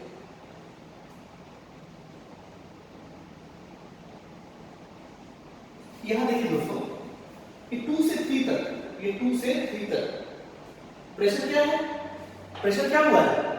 अगर वॉल्यूम कांस्टेंट है, अगर देखिए मैं बताऊं आपको, अगर वॉल्यूम कांस्टेंट की बात करें तो वॉल्यूम कांस्टेंट में P1 is equal to T1 होता है, P1 is equal to T1 होता है ना, या P is equal to T होता है, गणित में आता है, यानी कि प्रेशर डिक्रीज होगा, टेंपरेचर भी क्या होगा, डिक्रीज होगा। ऐसे हेल्प नहीं बनाएंगे, कुछ हो जाता है। एक दिया रहेगा और पूछेगा कि 4 ऑप्शन दिए रहेंगे वीटी कर्व के, बताइए कौन सा वीटी कर्व सही है। तो जैसा हम बना रहे हैं वैसा आपको आना चाहिए, ठीक है। ये वॉल्यूम कांस्टेंट ग्राफ है, तो वॉल्यूम कांस्टेंट ग्राफ को यहां देखिए। सबसे पहले अगर इसको पकड़े हैं तो वॉल्यूम कांस्टेंट में प्रेशर घटा है कि बढ़ा है, तो प्रेशर घटा है। तो प्रेशर अगर घटा है तो टेंपरेचर भी क्या होगा, घटेगा। तो अगर वॉल्यूम कांस्टेंट ग्राफ यहां बनाएंगे तो हम सबसे पहले तो ये है, ठीक। अगर ये है तो मुझे पता है हम इधर से इधर कौन सा एरो है, इधर से इधर या इधर से इधर, इधर से इधर या इधर से इधर। जाहिर है टेंपरेचर घटा है तो ग्राफ ऐसा होगा, ठीक है। दिस इज 2, दिस इज 3, ठीक है। फिर आता है टेंपरेचर कांस्टेंट, ये टेंपरेचर 3 से लेकर 1 तक है। अब देखिए यहाँ पे प्रेशर क्या हुआ है, बढ़ा है। प्रेशर क्या हुआ है, बढ़ा है। प्रेशर बढ़ेगा। अब देखिए टेंपरेचर कांस्टेंट है, आपको ये करना पड़ेगा एग्जाम में। टेंपरेचर कांस्टेंट है तो P inversely equal to volume होता है, मतलब प्रेशर बढ़ेगा तो वॉल्यूम बढ़ेगा, प्रेशर घटेगा तो वॉल्यूम बढ़ेगा। याद रखिए, यहां से यहां तक है प्रेशर घटा है कि बढ़ा है, प्रेशर घटा है कि बढ़ा है, तो आंसर प्रेशर बढ़ा है तो वॉल्यूम क्या होगा, घटेगा। तो 2 से लेकर 3 पे गए। अब देखिए यहां से 3 से लेकर 1, यस, ये कैसा प्रोसेस हो गया, कांस्टेंट टेंपरेचर प्रोसेस हो गया 3 से लेकर 1 तक। देखिए 3 से लेकर प्रेशर बढ़ा है, 3 से लेकर 1 तक प्रेशर घटा है, ये वॉल्यूम घटा है, वहां से वो ये हिंट मिल गया, ठीक है। दूसरा अब आता है आपको कांस्टेंट प्रेशर प्रोसेस। तो कांस्टेंट प्रेशर पे क्या होता है, अगर प्रेशर कांस्टेंट है तो वॉल्यूम रिलेटिव टू टेंपरेचर, मतलब ये कैसे जाएगा, ये कैसा ग्राफ है, ये लीनियर ग्राफ है दोस्तों। कैसा ग्राफ है, लीनियर ग्राफ है। अब इसको कैसे ड्रॉ करें, लीनियर ग्राफ में आप एक ये ऐसे होगा, तो यहां से लेकर यहां, ठीक है। अब सवाल आता है कि एरो कौन सा दें, ये वाला दें या उल्टा दें। तो सबसे पहली बात एक तो समझ में आता है कि इस साइकिल ये ऐसा जा रहा है, तो एक साइकिल ही बनेगा इससे। पहला तो ये, फिर नहीं समझ में छोड़ दीजिए, यहां से हिंट लेते हैं। यहां देखिए, यहां से वॉल्यूम क्या हुआ है, बढ़ा है, कांस्टेंट वॉल्यूम बढ़ा है। तो वॉल्यूम अगर बढ़ा है तो टेंपरेचर क्या होगा, बढ़ेगा घटेगा, प्रेशर हो गया, हाँ टेंपरेचर मैं बताऊं यहाँ पे क्या बढ़ा हुआ है, ये प्रेशर कांस्टेंट है, ठीक है। तो प्रेशर यहाँ पे क्या देखिए, वॉल्यूम बढ़ा है, वॉल्यूम क्या है, बढ़ा है। वॉल्यूम बढ़ेगा तो टेंपरेचर क्या होगा, वॉल्यूम बढ़ा है ना, ऐसा भी देखिए तो वॉल्यूम बढ़ा है, अब वॉल्यूम बढ़ा तो टेंपरेचर बढ़ेगा। देखिए वॉल्यूम भी बढ़ रहा है और टेंपरेचर भी बढ़ रहा है, तो ये ग्राफ है, मतलब ये दोनों इक्वल ग्राफ है, ठीक है। तो एग्जाम में कैसे पूछेगा, एक ये ग्राफ दे देगा और बोलेगा कि चुनिए ABCD में से कौन सा ग्राफ वीटी ग्राफ सही है इसके लिए। तो ऑप्शन में ये होगा कि ये सही होगा इसके लिए। दोस्तों इतना दिमाग आपको लगाना पड़ेगा। इज दिस ओके, चलिए इसको ड्रॉ कर लीजिए और चर्चा करते हैं। जैसे मान लीजिए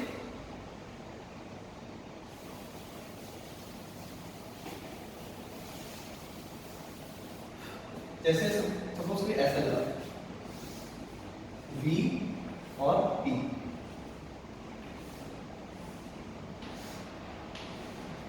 मान लीजिए 1 2 3 4 ये और ये ऐसा एक। अच्छा दोस्तों क्या होता है, जब यहां से जब चले और फिर वहीं पहुंच गए, ऐसे जैसे एक सिस्टम है उसको हम प्रोसेस करते ले आए और फिर इनिशियल पोजीशन पे ले आए, तो हम बोलेंगे कि एक साइकिल पूरा हो गया। खैर इस पर हम लिखवाएंगे भी, आप परेशान मत होइए, ठीक है। तो यहाँ पे एक साइकिल बोलते हैं इसको, ठीक है, लिखवाएंगे इसके बारे में कि प्रोसेस क्या है, साइकिल क्या है, सब लिखवाएंगे। तो पहले ये देखिए यहाँ पे ऐसा हो गया। अब आपको बोला क्या गया, ये पीवी ग्राफ पे है, आपको बोला गया कि वीटी ग्राफ पे इसको ड्रॉ कीजिए, या फिर ऑप्शन में होगा कि वीटी ग्राफ कौन सा सही होगा, इसके लिए भी हम करेंगे। देखिए जैसे मान लीजिए यहाँ पे या इन दोनों प्रोसेस में क्या है, 1 से लेकर 2 तक क्या है, 1 से लेकर 2 तक क्या कांस्टेंट है, वॉल्यूम कांस्टेंट है। देख लीजिए 2 से लेकर 3 पे क्या है, प्रेशर कांस्टेंट, ठीक है। फिर 3 से लेकर 4 पे क्या कांस्टेंट है, वॉल्यूम कांस्टेंट, ठीक है। उसके बाद 4 से लेकर 1 पे क्या कांस्टेंट है, प्रेशर कांस्टेंट। इसको ड्रॉ करना है, करते हैं शुरुआत में। चलिए सबसे पहले तो वॉल्यूम कांस्टेंट है, कौन कांस्टेंट, 1 से लेकर 2 तक वॉल्यूम कांस्टेंट। तो वॉल्यूम कांस्टेंट का ग्राफ तो ऐसा होगा, ठीक है। ये हो गया 1 से लेकर 2। अब फिर हमको सोचने वाली बात है कि एरो कौन सा डालें। यस, एरो पे भी ध्यान देना है, क्योंकि सवालों में एरो पे भी ध्यान दिया जाता है। अगर हम एरो पे ध्यान दे दें, चलिए देखते हैं। 1 से लेकर 2 पे प्रेशर क्या हुआ, बढ़ा है। प्रेशर बढ़ा है वॉल्यूम कांस्टेंट के लिए, अगर वॉल्यूम पर प्रेशर आएगा तो टेंपरेचर, मतलब अगर 1 से लेकर 2 तक प्रेशर बढ़ेगा टेंपरेचर भी क्या होगा, बढ़ेगा। अब आप देखिए 1 से लेकर 2 तक टेंपरेचर बढ़ रहा है, 2 से 1 पे टेंपरेचर बढ़ रहा है, तो आंसर 1 से 2 पे टेंपरेचर बढ़ रहा है, ठीक है। इज दिस ओके, पहला तो हो गया। दूसरा 2 से लेकर 3 तक, 2 से लेकर 3 तक कैसा प्रोसेस है, constant pressure. Constant pressure process कैसा होता है, कैसा होता है, डायरेक्ट रिलेशन। तो 2 से लेकर 3 तक में देखिए, अब ये ऐसा होगा, देखिए दो हो सकता है, ये भी हो सकता है और ये भी हो सकता है, कौन सा सही होगा। तो देखिए 2 से लेकर 3 तक में बैक वॉल्यूम क्या हो रहा है, बढ़ रहा है। तो 2 से लेकर 3 तक में अब देखिए यहाँ पे गड़बड़ हो गया, यहाँ पे आपको भी ये वाला एनालिसिस करना है, एक बार में आंसर नहीं आएगा। 2 से लेकर 3 यहाँ जाए चाहे यहाँ जाए, दोनों के वॉल्यूम घट रहा है, अरे घट रहा है ना, बिल्कुल घट रहा है। तो 2 से 3 तक में देखिए दोनों वॉल्यूम घट रहा है, 20 से नीचे आ रहा है, ठीक है। लेकिन वहां 2 से 3 में क्या वॉल्यूम बढ़ रहा है, तो आंसर है कि ये नहीं करेंगे। अब सवाल कुछ ऐसा है, ये 1 से लेकर 2 तक है ऐसा, 2 से लेकर 3 तक में ये वॉल्यूम बढ़ा है, ठीक है। और वॉल्यूम बढ़ेगा तो टेंपरेचर भी बढ़ेगा। देखिए वॉल्यूम भी बढ़ रहा है और टेंपरेचर भी बढ़ रहा है। अब कहोगे सर ऐसा नहीं हो सकता, अगर ऐसा होता तो वॉल्यूम तो बढ़ता लेकिन टेंपरेचर क्या होता, घटता। लेकिन वॉल्यूम और टेंपरेचर दोनों डायरेक्टली रिलेशन में, ठीक है। तो ग्राफ तो ये सही है, ये हो गया 2 से लेकर 3 तक में, ठीक। फिर 3 से लेकर 4 तक में कैसा है, वॉल्यूम कांस्टेंट, तो वो आ गया ऐसा, ठीक है। अब 3 से लेकर 4 तक में प्रेशर क्या हुआ, घटा है। 3 से लेकर 4 तक प्रेशर क्या हुआ, घटा है। प्रेशर घटा है तो वॉल्यूम क्या होगा, 3 से 4 तक में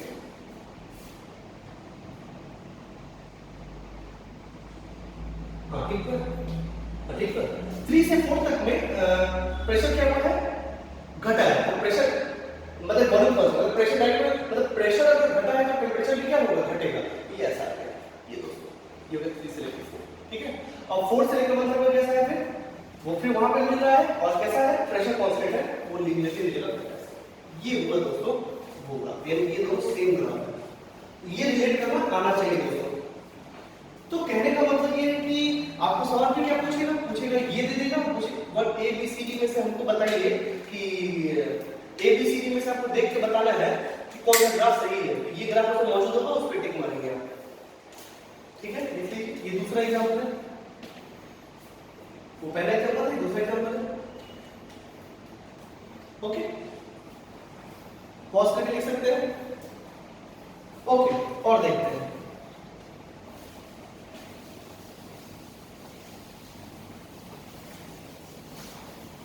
अब एक ग्राफ का एग्जांपल नंबर 3, कई बार पूछे गए इस तरह के सवाल, कई बार।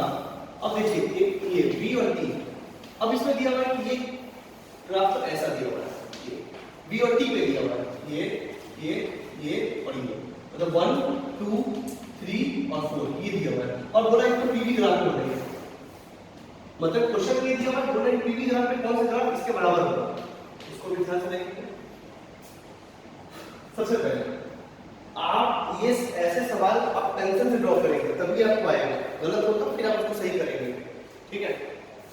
तो अब देखिए जैसे 1 से लेकर 2 कैसा प्रोसेस है, टेंपरेचर कांस्टेंट, तो 1 से लेकर 2 तक में कैसे जाएंगे, टेंपरेचर कांस्टेंट, मतलब वो तो हाइपरबोलिक ग्राफ होता है पीवी पे, टेंपरेचर अगर कांस्टेंट हो तो ये हाइपरबोलिक ग्राफ आएगा ना पीवी ग्राफ कांस्टेंट पे, ठीक है, ये वाला, ठीक है।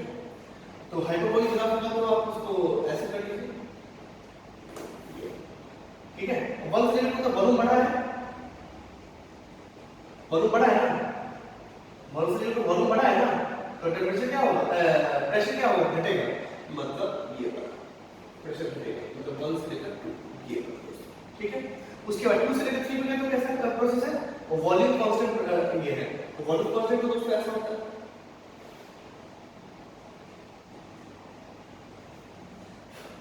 ये अब कैसा होगा 2 से लेकर 3, अब एरो कैसा देंगे, तो 2 से 3 तक में वॉल्यूम तो कांस्टेंट है नहीं, लेकिन टेंपरेचर क्या हो रहा है, बढ़ रहा है, टेंपरेचर बढ़ रहा है मतलब प्रेशर भी बढ़ेगा, प्रेशर बढ़ा तो क्या बढ़ेगा, टेंपरेचर बढ़ेगा, ग्राफ ऐसा होगा, ठीक। दूसरा 3 से लेकर 1 तक फिर कांस्टेंट टेंपरेचर है, तो फिर वो कैसे जाएगा, ठीक है। अब 3 से 4 तक प्रेशर क्या हुआ है, 3 से 4 तक में कांस्टेंट है, वॉल्यूम क्या हुआ है, घटा है, वॉल्यूम क्या हुआ है, घटा है, वॉल्यूम घटा है तो प्रेशर क्या होगा, बढ़ेगा यहाँ पे, तो प्रेशर बढ़ेगा, ठीक है। उसके बाद क्या है, उसके क्या है, ये कांस्टेंट क्वांटिटी है दोस्तों। तो 3 भी आ गया ना, तो चौथा आपको सर्कल, चौथा कैसा होगा वो आपको समझ में आ जाएगा, ये ऐसा ही होगा तभी साइकिल बनेगा, ठीक है। तो अब चेक भी कर सकते हैं 4 से लेकर 1 तक, बताइए टेंपरेचर घटा है बढ़ा है, टेंपरेचर घटा है, देखिए टेंपरेचर घटेगा तो प्रेशर भी घटेगा, देखिए घट के वापस आएगा, ये दोनों इक्वल कर, ठीक है। तो ये सारी बातें आर्गुमेंटली जैसा जैसा हम कर रहे हैं वैसा वैसा आपको आना चाहिए, ठीक है। तो ये सारे एग्जांपल्स हो गए ऐसे ऐसे प्रॉब्लम्स का,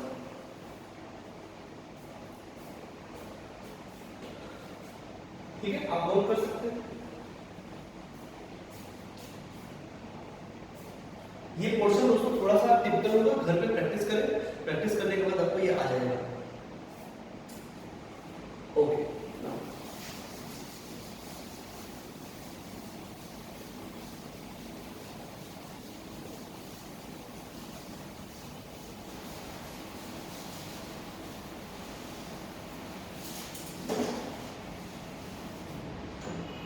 ओके, नाउ सी, थोड़ा सा हम लोग जो है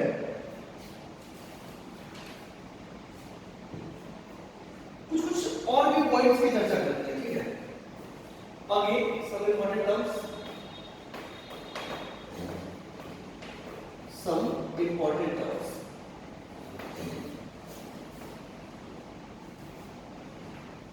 इंपॉर्टेंट टर्म्स।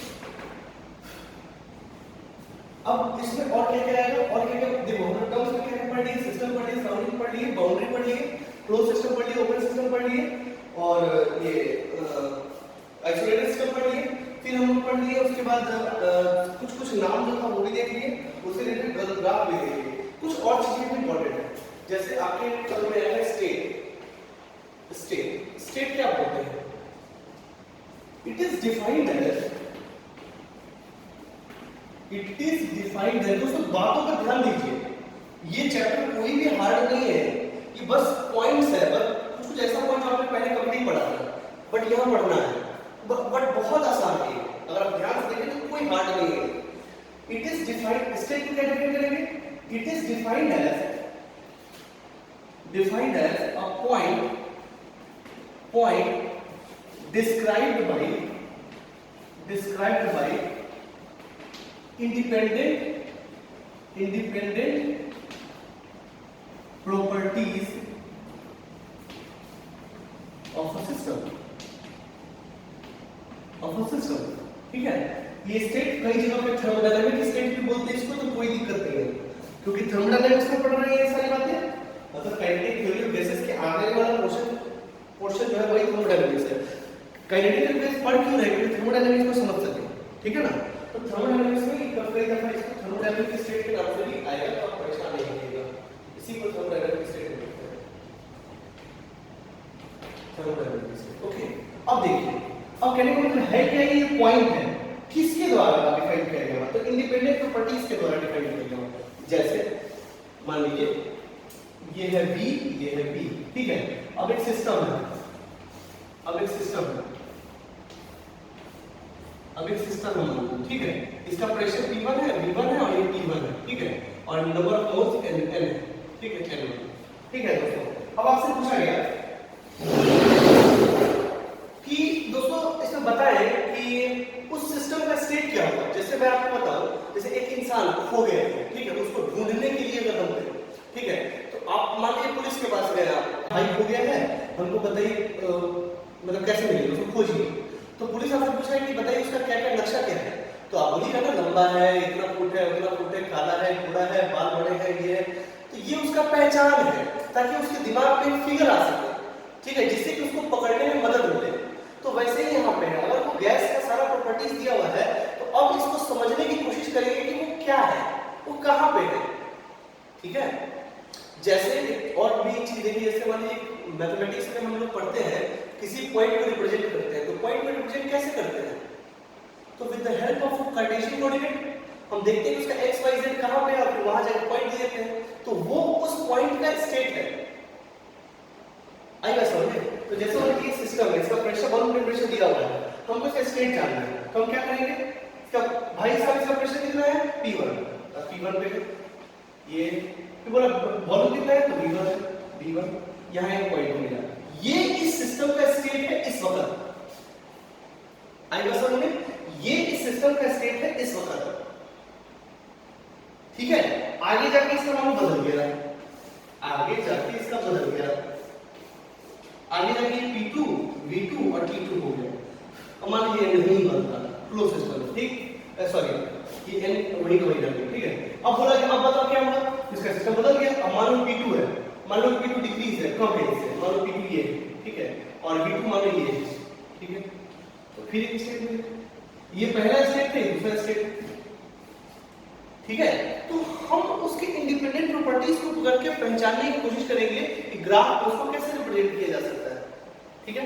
अभी आपको बोला है सर सिर्फ पीवी कर्व पे डिफाइन कर सकते हैं क्या? सर नहीं, हम वीटी कर्व भी कर सकते हैं। देखो जैसे मान लीजिए ये है वीटी कर्व, ठीक है, वीटी कर्व। अब बोला कि बताओ कहां पे है, तो बोला कि इसका वॉल्यूम टेंपरेचर कितना है, तो वॉल्यूम V1 है, मान लीजिए V1 है, ठीक है, और टेंपरेचर क्या है T1 है, तो टेंपरेचर मान लो ये T1 है, यहां एक पॉइंट मिला।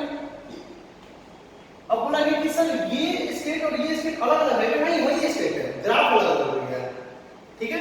उसके बाद क्या हुआ, उसके बाद सेकंड केस में वॉल्यूम V2 हो गया मान लो, और टेंपरेचर मान लीजिए कि T2 हो गया, ठीक है। ये पॉइंट में ये स्टेट है, थोड़ी देर ये स्टेट आ गया, ठीक है। फिर क्या स्टेट आएगा, फिर इसको ट्रेस कर सकते हैं, तो कोई खास बात नहीं है। तो इसको बोलते हैं स्टेट, मतलब वो पॉइंट जिसको इंडिपेंडेंट प्रॉपर्टीज के द्वारा डिफाइन किया जा सकते हैं। और इंडिपेंडेंट प्रॉपर्टीज कौन कौन है इसमें, तो प्रेशर, वॉल्यूम और टेंपरेचर, ओके। तो लिख लीजिए इसको, ओके। तो आप पॉज करके लिख सकते हैं वीडियो, ओके। अब आता है थर्मोडायनामिक प्रोसेस।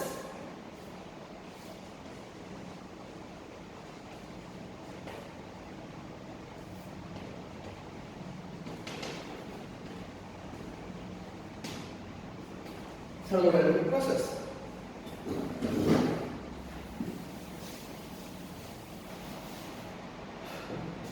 अच्छा दोस्तों ये हमको बताइए, ये इस स्टेट से इस स्टेट में गया होगा, तो किसी न किसी रास्ते के थ्रू ही गया होगा ना, किसी न किसी रास्ते के थ्रू ही गया होगा ना, उसी रास्ते को प्रोसेस बोलते हैं। जैसे तो लिखेंगे it is defined, again it is a definition, it is defined as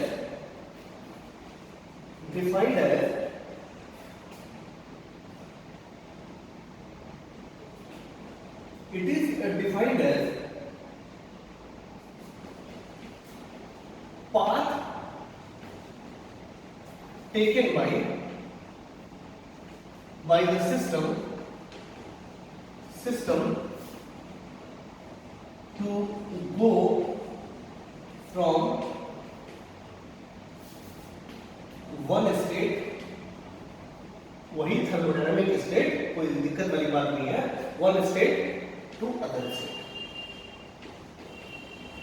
तो यहां से यहां तक में जो भी पाथ लिया गया है, मतलब ये मान लो, मतलब ये ऐसे है, ये क्या हुआ प्रोसेस।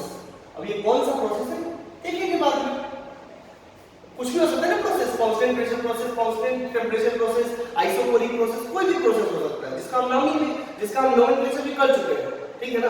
तो वो देखेंगे कौन सा प्रोसेस, मान लीजिए कि ये, अब ये मान लीजिए कि कोई भी प्रोसेस है, आर्बिट्ररी प्रोसेस, नहीं पता है तो पॉलीट्रॉपिक प्रोसेस, ठीक है।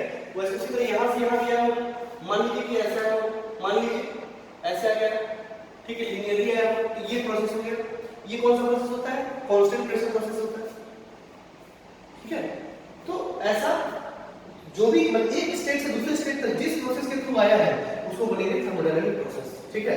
वो जो भी हो सकता है, ओके। दूसरा में क्या है, इसको लिख सकते हैं दोस्तों, ओके। दूसरा है क्या, थर्मोडायनामिक पाथ, थर्मोडायनामिक पाथ, ठीक है। तो इसको कैसे डिफाइन करते हैं, it is defined as locus of all the states between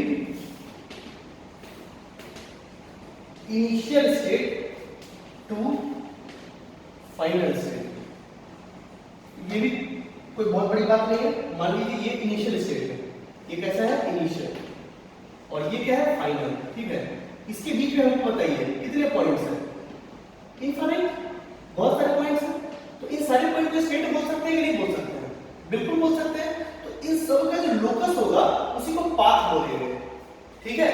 क्या बोलेंगे, पाथ बोलेंगे। तो ये इसने ये पाथ लिया, अब ये पाथ कौन सा प्रोसेस है वो डिफाइन करेंगे ग्राफ देख के, कि कांस्टेंट प्रेशर है, आइसोथर्मल है, आइसोकोरिक है, क्या है। Is this okay. यहां भी देख लीजिए, ये बहुत सारे स्टेट से होकर गुजरा है, तो सारे स्टेट का लोकस क्या होगा, उसका पाथ होगा, ठीक है।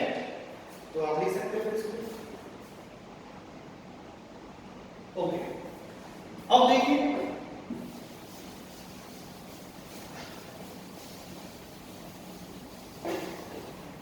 अब आता है थर्मोडायनामिक साइकिल, वही जो हम बोले थे बता रहे हैं cycle, thermodynamic cycle.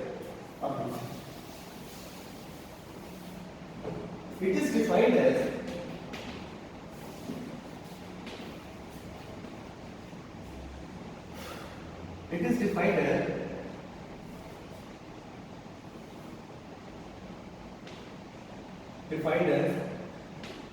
by following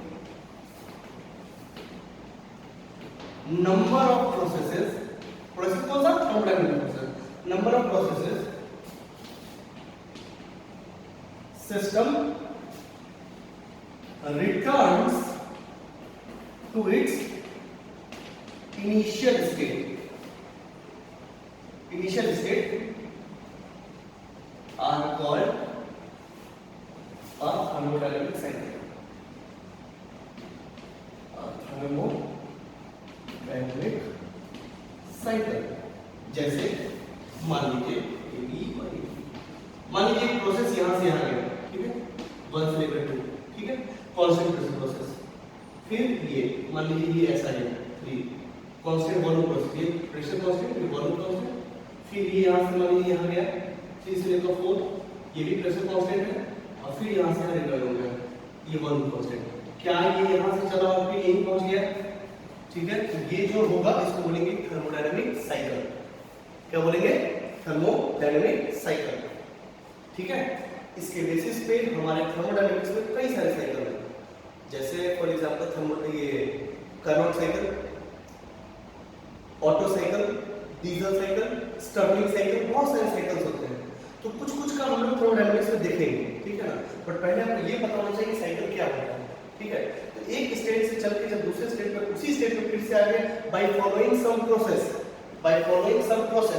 कुछ कुछ प्रोसेस को फॉलो करते हुए और वापस वहीं पहुंच जाए तो उसको क्या बोलेंगे, एक थर्मोडायनेमिक साइकिल। ठीक है, अच्छा मिनिमम जो है ओके कैसे देख लें।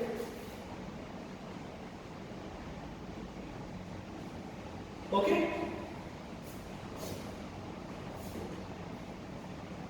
ओके सो इसको देखिए, अब बोला है कि मिनिमम प्रोसेस कितना चाहिए एक साइकिल बनाने के लिए, मिनिमम प्रोसेस कितना चाहिए एक साइकिल बनाने के लिए, तो आंसर है 2। ये देखिए मान लीजिए V है और ये P है, ये ऐसे गया, ठीक है, और फिर ये एक्सेलरेटर 1 से लेकर 2 और फिर 2 से लेकर 1। ओके, ये यहां से गया इस पाथ को लेकर और रिटर्न हुआ इस पाथ को लेकर। ठीक है, तो क्या ये साइकिल बन गया? आंसर हाँ बन गया। ओके सो देखिए, सो लिख ले। ओके चलिए आते हैं, कुछ और बातें करते हैं इसमें साइकिल में और प्रोसेस में। ठीक है, पहले प्रोसेस को देखते हैं। देखिए प्रोसेस में दो तरह के प्रोसेस होते हैं, एक होता है रिवर्सिबल प्रोसेस, एक होता है इरिवर्सिबल प्रोसेस। ठीक है ना, एक होता है रिवर्सिबल प्रोसेस, एक होता है इरिवर्सिबल प्रोसेस। ठीक है, इसमें भी कोई बहुत बड़ी बात नहीं है। जैसे कि आप लोग पहले पढ़ते थे ना सिस्टम में, फ्रिक्शनलेस सिस्टम होता था, एक फ्रिक्शन के साथ सिस्टम होता था। तो यहाँ ऐसे मोटा मोटी तौर पर समझ सकते हैं कि जिसमें फ्रिक्शन नहीं होगा उसको रिवर्सिबल मानेंगे, मतलब रिवर्सिबल एक आइडियल केस होगा। ऐसा कोई चीज है जहाँ पे फ्रिक्शन है ही नहीं बिल्कुल, तो हम लोग करते तो थे सवाल, तो वो केस आइडियल होता था। ठीक है, वो केस क्या होता था, आइडियल होता। तो यहाँ पे वही केस है, अगर रिवर्सिबल होगा तो हम उसको समझेंगे आइडियल केस होता है। कौन सा केस होता है? आइडियल केस होता है। खैर इसको समझने की कोशिश करेंगे। रिवर्सिबल प्रोसेस उसी में उसी टॉपिक के अंदर लिखना है। रिवर्सिबल कुछ इंपॉर्टेंट टॉपिक्स हैं जो आपको पता होना चाहिए। रिवर्सिबल प्रोसेस, रिवर्सिबल प्रोसेस क्या होता है? रिवर्सिबल प्रोसेस क्या होता है? सो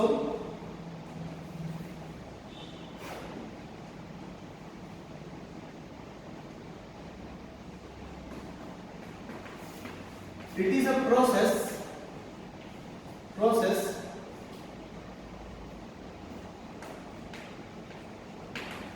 by which a system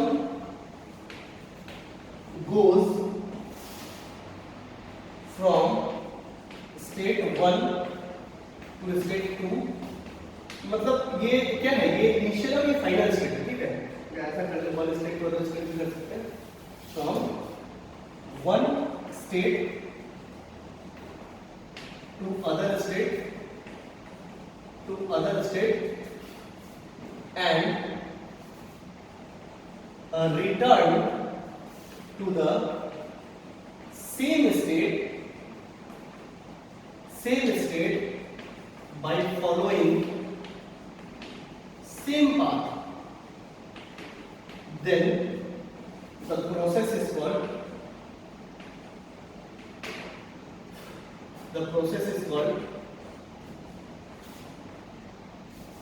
a reversible process।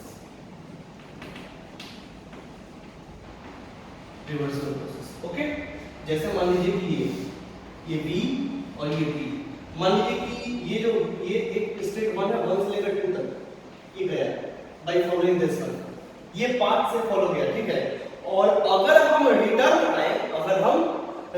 आए तो वो इसी पाथ के थ्रू जा सके। ठीक है ना, अगर ऐसा हो रहा है तो ये प्रोसेस कौन सा होगा? Reversible process. कैसा होगा? Reversible process. ठीक है, समय के साथ आप देखेंगे कि यहां से यहां तक गए तो आप एक पाथ से गए और दूसरे पाथ उसी पाथ से गए तो कोई भी एनर्जी लॉस नहीं हुआ है। खैर ये आपको नहीं समझ आता है, बिल्कुल छोड़ दीजिए, बट मोटा मोटी तौर पे समझे कि इसमें कोई भी एनर्जी लॉस नहीं हुआ। तो एनर्जी लॉस कब नहीं होता है? जब सिस्टम में फ्रिक्शन नहीं होता है। हम आपको समझाने की कोशिश करते हैं। देखिए इरिवर्सिबल प्रोसेस, इरिवर्सिबल प्रोसेस, तो यहां पे लिखिए simply process which is not reversible are called irreversible. मतलब ये V है और ये P है, एक प्रोसेस यहां से यहां तक गया है 1 से लेकर 2 तक, ठीक है, लेकिन रिटर्न इस पाथ से नहीं हुआ, रिटर्न कुछ अलग पाथ से हुआ है। मान लीजिए ऐसा हुआ, रिटर्न कुछ अलग पाथ से हुआ है, ठीक है। एक बात और याद रखिए, रिवर्सल प्रोसेस में मतलब सॉलिड लाइंस दिखाते हैं, नो तरीका है ये, और इरिवर्सल प्रोसेस में मतलब डॉटेड लाइंस दिखाते हैं, ठीक है। ये इरिवर्सल प्रोसेस क्यों? क्योंकि 1 से लेकर 2 तक गया है A पाथ से और रिटर्न किससे हुआ है? B पाथ से। यहां से ऐसे गया और फिर वापस रिटर्न वैसे आ जाएगा, ठीक है। तो दूसरे पाथ से आया, तो ये क्या हो गया? Irreversible process. अब मैं आपको समझाता हूं कैसे। ये क्या दिखाता है? ये दिखाता है एनर्जी। आपने देखा होगा PV = 3/2 nRT पढ़ा होगा आपने। ये तो एनर्जी है ना, काइनेटिक एनर्जी। PV क्या दिखाता है? P × V क्या है? एनर्जी है। तो यानी कि अच्छा, और P और V ग्राफ में अगर देखें तो जैसे P × V एनर्जी है, तो मल्टीप्लिकेशन जो आता है P × V, वो तो इसके अंदर का एरिया होगा ना, वो तो इसके अंदर का एरिया होगा ना। PV ग्राफ के अंदर का एरिया क्या देगा? एनर्जी, ठीक है। देख, यहां से यहां गया और यहां से यहां आया, तो इसके बीच में ये एरिया बनाया कि नहीं बनाया? कुछ भी एरिया है कि नहीं है ना? तो अगर इसके बीच में एरिया है, इसका मतलब एनर्जी ये खाया है, ठीक है। और खाता कौन है? तो फ्रिक्शन वाला। तो वैसे सिस्टम को हम इरिवर्सिबल प्रोसेस बोलते हैं, ठीक है, वैसे प्रोसेस। और यहां देखिए, यहां पे ऐसे ही तो इसी पाथ से आते, कोई भी एरिया बना क्या? नहीं, कोई एरिया नहीं बना इनके बीच में। तो एनर्जी खाया क्या? कुछ नहीं। तो ये रिवर्सल प्रोसेस है। तो रिवर्सल प्रोसेस कौन सा प्रोसेस है? जिसमें कि कोई भी लॉसेस ऑफ एनर्जी नहीं होता है। हालांकि अगर डेफिनेशन से देखें तो it is a process by which a system goes from one state to other state and return to the same state by following same path, then the process is called reversible process, ठीक है।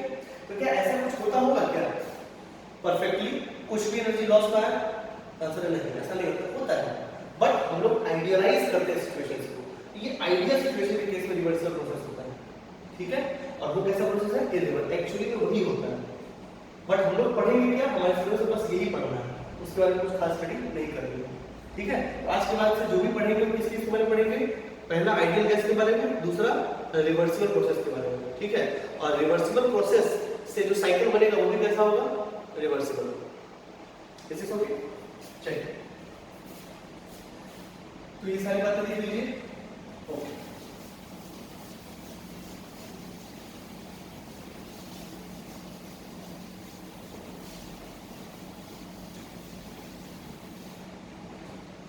फिर आगे दोस्तों, again under some important terms,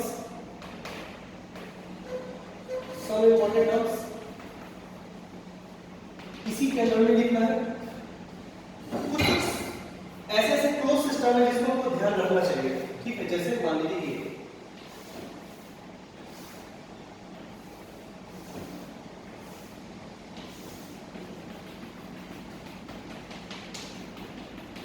ये wall है, adiabatic है, adiabatic, ठीक है। एडियाबैटिक मतलब क्या हुआ? ना हीट जा सकता है और ना हीट आ सकता है, ठीक है। मतलब हीट ट्रांसफर ये और ये, यानी हीट को क्यों से डिवाइड करते हैं दोस्तों? कि ये नहीं हो सकता इसमें, ठीक। दूसरा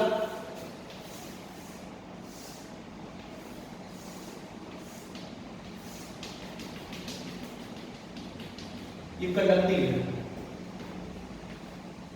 ये क्या है? कंडक्टिंग। तो हीट बाहर आ जा सकता है? आंसर बिल्कुल अंदर बाहर जा सकता है, ठीक है। तो दोस्तों यहाँ जो भी अंदर मान लीजिए कोई भी गैस है, जैसे मान लो P1 पे कुछ भी है, तो थोड़ी देर के बाद क्या सराउंडिंग पे हीट छोड़ के और वो क्या हो जाएगा? मतलब यहाँ से हीट लॉस कर देगा, फिर सिस्टम का टेम्परेचर अंदर टेम्परेचर सेम हो जाएगा। हो सकता है नहीं हो सकता है? बिल्कुल हो सकता है, क्योंकि हीट ट्रांसफर कर सकता है। तो क्या करेगा? इसमें जब हीट ट्रांसफर करेगा और फिर टेम्परेचर दोनों का कांस्टेंट रहेगा। किसका? दोनों का, सिस्टम का और सराउंडिंग का, दोनों टेम्परेचर क्या हो जाएंगे? कांस्टेंट, फिर रुक जाएगा। This is okay. ये दोनों वॉल्स हैं, इसको याद रखेंगे, ठीक है। उसके बाद तो सबसे पहले लिख लेते हो, अगर आपको लिखना हो तो लिख ले पहले। लिख ले, पहला दूसरा करते करते लिखते चले, ठीक है।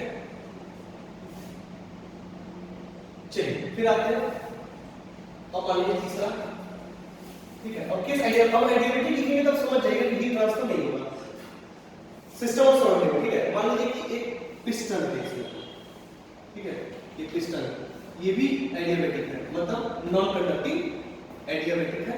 और ये भी कैसा है, नॉन कंडक्टिंग, मतलब ये कंडक्ट नहीं करता। आपको तो पहले ही पता है एडियाबैटिक का मतलब क्या होता है, ठीक है। और इसमें दो केस हो सकते हैं दोस्तों, याद रखिए। मान लीजिए सिस्टम 1 है और ये सिस्टम 2 है, ठीक है। और इसका इसमें प्रेशर P1, V1 और T1 जब भी डिफाइन करते हैं किसी भी सिस्टम को तो तीन इंडिपेंडेंट प्रॉपर्टी से डिफाइन करते हैं, प्रेशर, वॉल्यूम और टेंपरेचर। हम आपको बार-बार बता रहे हैं, ध्यान रखिए। और इस सिस्टम का जो है P2, V2 और T2, मान लीजिए L1 मोड है या L2 मोड, ठीक है। ये दो सिस्टम है, ठीक है। अब ये दो केस हो सकता है इसमें, या तो ये फिक्स होगा या तो ये मूवेबल होगा, ठीक है। तो दोनों केस में क्या लगाएंगे, क्या होगा, एक जुगाड़ लगा के सोचिए। जैसे मान लीजिए अगर ये फिक्स होगा, अगर ये पिस्टन, इसको पिस्टन बोलते हैं दोस्तों, क्या बोलते हैं, पिस्टन, तो मूव करता है। पहले केस में मानते हैं कि फिक्स है वो पिस्टन, ठीक है। अगर फिक्स होगा, ठीक है, तो दोनों में क्या सेम होगा, दोनों में क्या सेम होगा, कुछ भी नहीं सेम होगा। थोड़ी देर के बाद कुछ सेम हो सकता है क्या, आंसर है नहीं। एक तो सबसे पहली बात ये नॉन कंडक्टिंग है, तो ना ही हीट फ्लो करेगा इधर से उधर, तो दोनों का जो टेंपरेचर वही मेंटेन रहेगा। तो कहने का मतलब T1 is not equal to T2, ये कभी नहीं होगा। थोड़ी देर के बाद की बात हम कर रहे हैं, टेंपरेचर बराबर होंगे नहीं होंगे, हीट तो फ्लो कर ही नहीं रहा है। दूसरा, क्या प्रोसेस बराबर होगा, क्या प्रेशर बराबर होगा, आंसर नहीं। ये मूवेबल थोड़ी है, अगर यहाँ ज्यादा प्रेशर यहाँ कम प्रेशर, इसको मूव करना चाहिए था, लेकिन ये तो फिक्स है ना, ठीक है। थोड़ी ना प्रेशर सेम होगा, तो प्रेशर भी दोनों सिस्टम में सेम नहीं होगा, तो कुछ भी सेम नहीं होगा इसमें, ठीक है।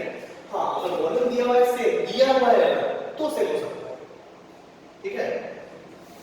चलिए अब मान लीजिए कि मूवेबल है, पिस्टन क्या है, मूवेबल। हम किसकी बात कर रहे हैं, फिक्स और इसमें पिस्टन है। अब मान लीजिए ये मूवेबल है, अगर मूवेबल होगा तो दोनों में क्या सेम होगा, क्या टेंपरेचर सेम होगा, आंसर है नहीं, हीट तो फ्लो थोड़ी ना करेगा। तो पहला बात हो गया T1 is not equal to T2। अच्छा, थोड़ी देर के बाद क्या प्रेशर सेम हो जाएगा, आंसर है हाँ। क्योंकि देखिए अगर ये ज्यादा प्रेशर पे, ये कम प्रेशर पे, तो इसको धक्का देगा इधर, बट कहीं ना कहीं तो दोनों का प्रेशर सेम हो जाएगा और फिर वहां पे रुक जाएगा। तो कब रुकेगा, जब दोनों का प्रेशर क्या होगा, बराबर होगा। तो बोल सकते हैं कि P1 बराबर P2, ठीक है। तो ऐसे प्रोसेस कैसे हो जाएंगे, P1 बराबर P2, मतलब आइसोबारिक प्रोसेस हो गया ऐसे, ठीक है, ओके।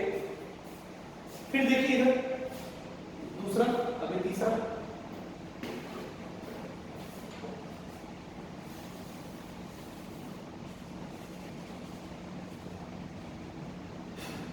मान लीजिए एडियाबैटिक, और ये पिस्टन जो है वो कंडक्टिंग है। ये जो पिस्टन है वो कैसा है, कंडक्टिंग, ठीक है। अब कंडक्टिंग में दो काम फिक्स। कंडक्टिंग का क्या मतलब है दोस्तों, धड़ाक से हीट ट्रांसफर किया और दोनों का टेंपरेचर सेम हो गया, ठीक है। धड़ाक से हीट ट्रांसफर किया और सड़ाक से टेंपरेचर सेम हो गया, ओके। तो मान लीजिए P1, V1, T1, L1, P2 और N2, ठीक है। अब थोड़ी देर के बाद क्या हो गया, क्या टेंपरेचर सेम हो जाएगा दोनों का, आंसर है हाँ, क्योंकि हीट ट्रांसफर तो धड़ाक से हो सकता है, ठीक है। अब अच्छा, दोनों का प्रेशर बराबर होगा, क्या आंसर है, कैसे होगा, तो फिक्स है ना, इतना मूव करेगा। लेकिन अब ये मूव किया, अगर ये मूवेबल है तो क्या दोनों का टेंपरेचर सेम होगा, आंसर है बिल्कुल होगा। क्या दोनों का प्रेशर भी सेम होगा, आंसर है बिल्कुल होगा। आएगा समझ में, ओके। इसको नोट करिए। उसके बाद ये फोर्थ, ये फिफ्थ, मान लीजिए ये ऐसा है चैम्बर,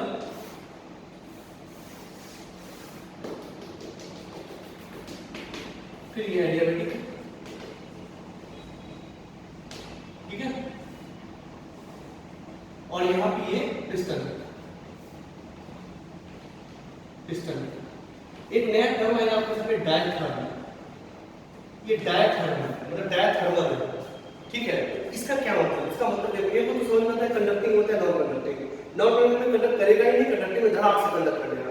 लेकिन डायथर्मल क्या है, हीट ट्रांसफर होगा, आंसर होगा बहुत धीरे, मतलब उसका rate of flow of heat होगा बहुत धीरे धीरे होगा, ठीक है।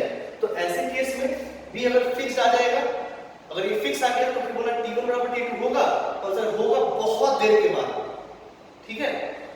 और P1 बराबर P2 होगा तो वो नहीं हो सकता, ये फिक्स है। मूवेबल में क्या होगा, P1 बराबर P2 होगा, आंसर होगा T1 बराबर T2 होगा लेकिन बहुत देर के बाद होगा। ये बात दोस्तों आप समझ लें, ऐसे सवाल में वो बेसिकली ज्यादा नहीं पूछना है, बट ये नॉलेज होना चाहिए क्या है, बट मेनली आपके ये इंपॉर्टेंट है। ओके, लिख लीजिए इसको।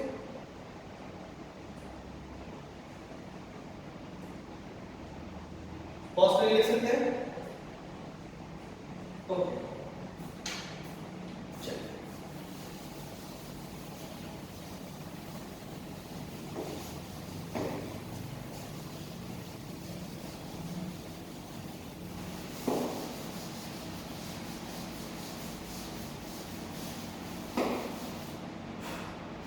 अब दोस्तों ये सारी बातें कहाँ जरूरत पड़ेगी उसको भी देख लेते हैं। जैसे मान लीजिए एग्जाम्पल, एक सिलेंडर है,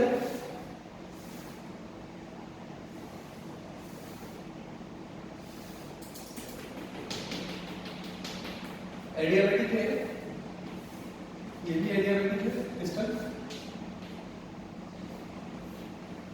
एडियाबेटिक। देखिए कैसा सवाल पूछेगा आपको, दोनों एडियाबेटिक है, ठीक है। और मान लीजिए इसमें गैस प्रेजेंट है, उसका ये T1 है, ठीक है, और मोल n है, ठीक है, ये सब एडियाबेटिक है। और ये अभी तो सराउंडिंग है ना, तो सराउंडिंग का टेंपरेचर P0 होता है एटमॉस्फेरिक प्रेशर, ठीक है। और ये मूवेबल है, कैसा है, मूवेबल है, ठीक है। और आपसे पूछा गया ये, और आपसे पूछा गया थोड़ी देर के बाद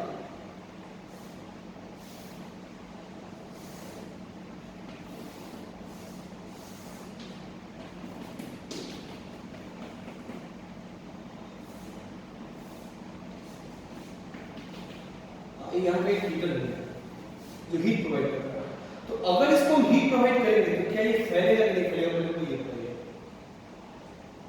फैलेगा, तो समझ लीजिए ये बिल्कुल फैलेगा, ठीक है ना, ठीक है। और हम आपसे ये पूछे बोले कि इसका जो टेम्परेचर है ना, अब ये हो T1, अच्छा मोल में कोई अंदर आएगा क्या, नहीं, ये क्लोज सिस्टम है तो मोल तो नहीं रहेगा, चलिए इसको छोड़ दीजिए। वॉल्यूम क्या होगा हमको नहीं पता, अच्छा ये तो मूवेबल है ना, ये प्रेशर कितना होगा दोस्तों, आप बुद्धि लगाइए थोड़ा, कितना होगा, ये मूवेबल है, कितना होगा इसका ये प्रेशर, क्या दोनों से प्रेशर बराबर होगा, हाँ अभी तो बढ़ता है ना, ये अगर P0 होगा तो ये भी क्या होगा P0, ठीक है। अच्छा यहाँ भी क्या मूवेबल है, क्या यहाँ भी ये P0 नहीं होगा, बिल्कुल मूवेबल है ना, मूवेबल केस में क्या होता है, प्रेशर बराबर होता है, बढ़ा भी बढ़ा है। तो ये अब पता है दोस्तों ये कैसा प्रोसेस है, क्या ये आइसोबारिक नहीं है ना, तो अगर ये आइसोबारिक होगा तो हमको पता है कि आप अब पूछा ये गया, इसमें देखिए दोस्तों पूछा गया कि V2 बराबर होगा, पूछा ये गया, मतलब कि इसका T1 है, ये कहां से कहां तक गया, ये T1 से 2T1 तक गया, तो इसका वॉल्यूम बताइए क्या होगा, कुछ नहीं, हमको बस इससे इंफॉर्मेशन मिल गया।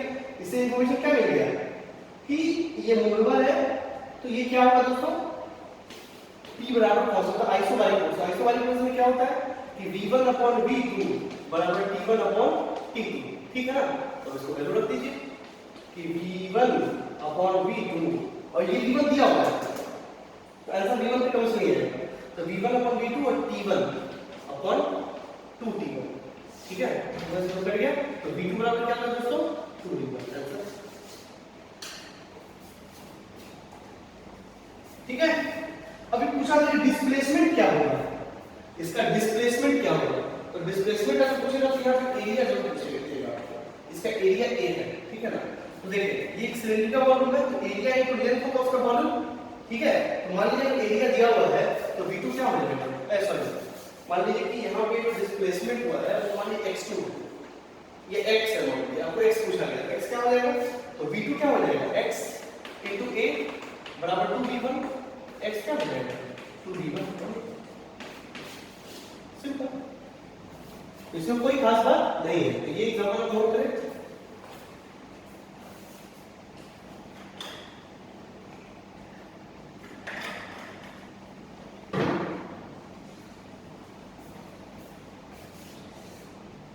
ओके, सो एक एग्जांपल ये हो गया, उसके बाद चलिए अब चलते हैं।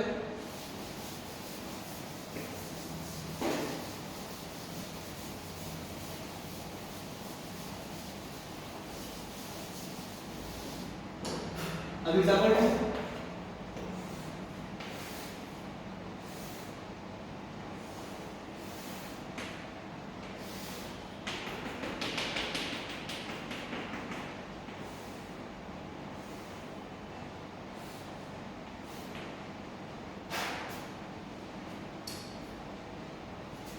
मान लीजिए कि इसमें जो है गैस उसका P1 है, P1 ये दोनों आइडियल है।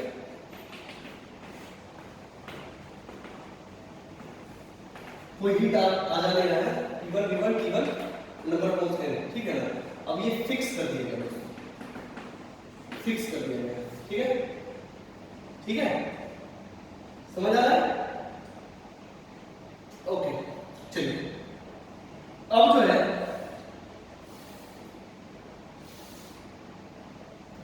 थोड़ी देर के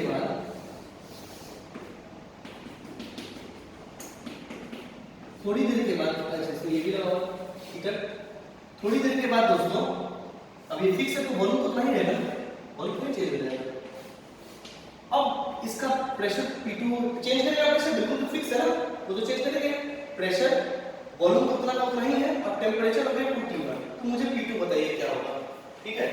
क्वेश्चन ये पूछा गया कि P2 बराबर क्या है, ठीक है।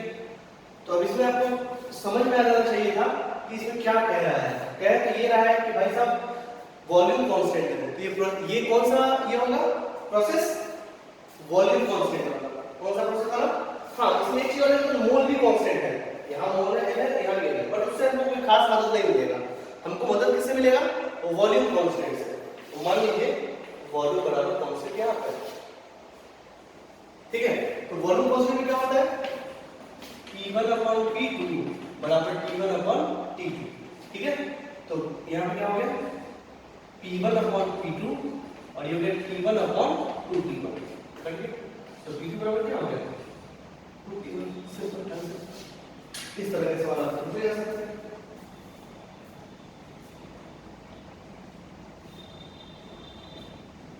पहचान है दोस्तों कौन सा प्रोसेस चल रहा है, आपको खुद ब खुद बाकी सारा कुछ समझ में आ जाएगा।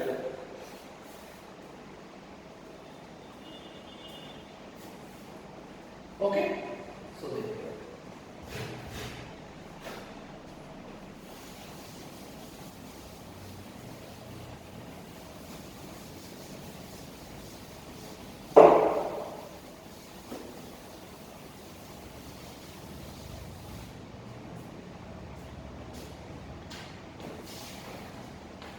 एग्जांपल 3।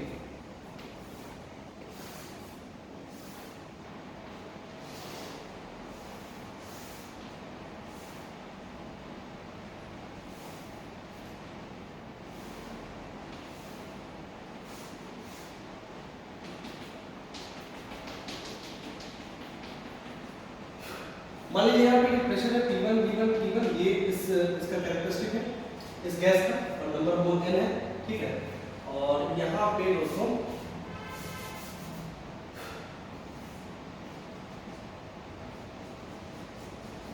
स्प्रिंग रखा हुआ है, ठीक, और ये मूवेबल है, ये स्प्रिंग है, ओके।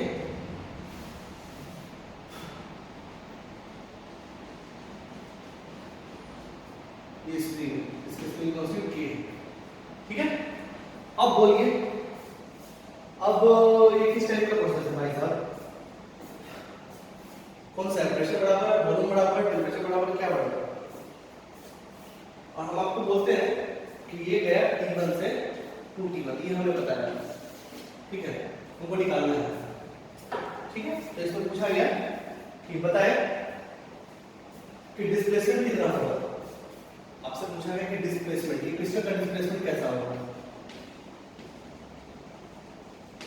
तो पहले तो निकालते कैसे थे? निकालते थे क्या कि कौन सा प्रोसेस है, किस टाइप का प्रोसेस है, आइसोबारिक, आइसोकोरिक, आइसोथर्मल, कौन सा प्रोसेस है, यहाँ पर एनालाइज करते हैं। क्या ये आइसोथर्मल है? नहीं, चेंज कर रहा है। क्या ये आइसोकोरिक है? आंसर नहीं, वॉल्यूम भी चेंज कर रहा है, ये मूवेबल है, ठीक है। क्या ये आइसोबारिक है? नहीं, आइसोबारिक नहीं है, स्प्रिंग लगा हुआ है, आइसोबारिक नहीं होगा क्योंकि यहाँ स्प्रिंग लगा हुआ है। अगर यहाँ पे एटमॉस्फेरिक प्रेशर P नॉट है, यहाँ P नॉट होगा नहीं है, ऐसा नहीं है, क्योंकि स्प्रिंग को दबाएगा तो स्प्रिंग में अपना एक फोर्स लगाएगा, तो ये आइसोबारिक नहीं है, ये धोखा है, ठीक है। तो करते हैं इसको, ठीक है। अब हम एक हिंट यहाँ पे दिया हुआ है कि at t is equal to 0, मतलब इनिशियली स्प्रिंग जो है, spring is at natural length, वो नेचुरल लेंथ पे का कंप्रेशन क्या होगा 0, ठीक है। चलिए यहाँ पे क्या होगा दोस्तों, ये कोई प्रोसेस नहीं है, ठीक है ना, ये कोई प्रोसेस नहीं है। यहाँ पे आपको कौन सा काम आएगा, n वाला टर्म काम आएगा, मतलब कांस्टेंट मोल। ये तो पक्का बात है कि कुछ भी हो रहा है लेकिन मोल थोड़ी ना अंदर बाहर जा रहा है, तो वो कांस्टेंट होगा, ठीक है। तो देखते हैं, तो जैसे मान लीजिए कि ऐसा समझे कि क्यों चेंज करेगा, किसके वजह से हीट प्रोवाइड कर रहा है, इसकी वजह से चेंज करेगा। तो चेंज करने के बाद इसका T1 से T1 तक गया, तो मुझे इसका डिस्प्लेसमेंट बताइए क्या होगा, ठीक है। तो प्रोसेस तो ये आ गया दोस्तों, ठीक। तो ऐसे सवालों को कैसे करेंगे, ध्यान से देखिए। अगर आप ध्यान से देखें, ये एरिया A है, अगर आप ध्यान से देखें दोस्तों, अगर ये रुका हुआ है t 0 पे, तो जाहिर सी बात है इधर का फोर्स बराबर इधर का फोर्स है, तभी तो रुका हुआ है। तो P1 into A यानी फोर्स, यानी इसके जो फोर्स लग रहा है that is P1 into A, gas का pressure into area that is force, और इधर से स्प्रिंग वाला भी है नहीं, एटमॉस्फेरिक वाला नहीं है, that is P0 into A, ठीक है। तो A, तो इनिशियली तो P1 बराबर P0 है, ठीक है। फाइनली क्या है,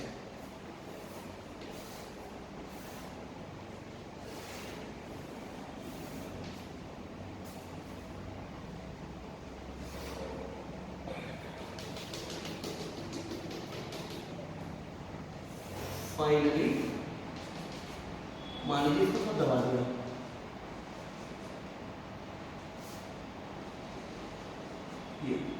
ये मान लीजिए कि यहाँ पे था पहले, ठीक है, और यहाँ से यहाँ चला गया x, तो यही ना डिस्प्लेसमेंट है जी, डिस्प्लेसमेंट तो वही है ना, तो वही हमको निकालना है, ठीक है। तो दोस्तों देखिए क्या होगा, तो देखिए दोस्तों क्या होगा, अगर आप ध्यान से ये है कि यहाँ पे अब ऑपरेशन कितना है, तो मान लीजिए P2 है, अगर ये P2 होगा तो फोर्स कितना होगा यहाँ पे, तो P2 ही हुए, और यहाँ पे तो एक तो ये भी है ना, यानी एक तो आएगा इस पे P0 है, और दूसरा क्या आएगा दोस्तों, Kx, क्या आएगा Kx, और ये तो अगर यहाँ पे फाइनल स्टेट में ये रुका हुआ है तो दोनों फोर्स बराबर होंगे ना, जब T1 से T1 पे चला गया तो ये इधर का फोर्स बराबर इधर का फोर्स, मतलब नहीं रुका होगा, कहने का मतलब है कि P2A बराबर P1A प्लस Kx बराबर मतलब ना रुकेगा वो, है कि नहीं दोस्तों। तो यहाँ पे क्या हो जाएगा कि x बराबर क्या हो जाएगा, x बराबर मतलब P2 बराबर क्या हो जाएगा, P2 बराबर हो जाएगा P0 plus Kx upon A, P2 तो ये हुआ, ठीक।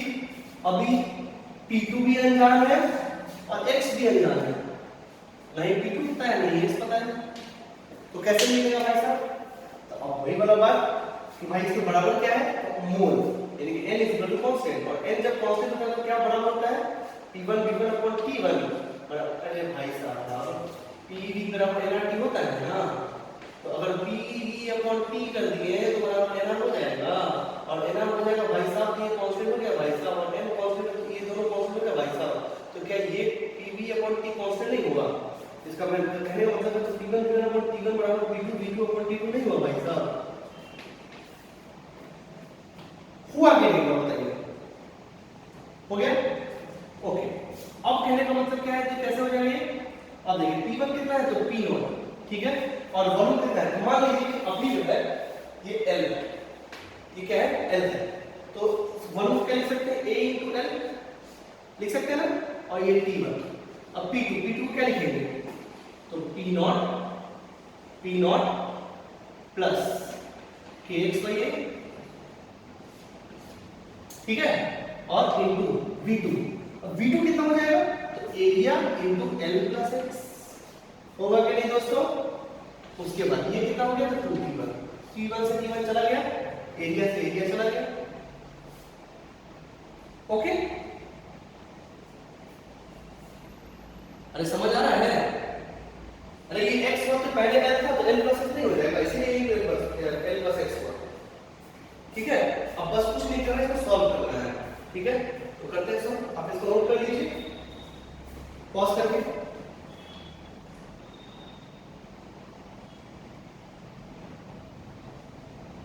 ओके, नाउ कम,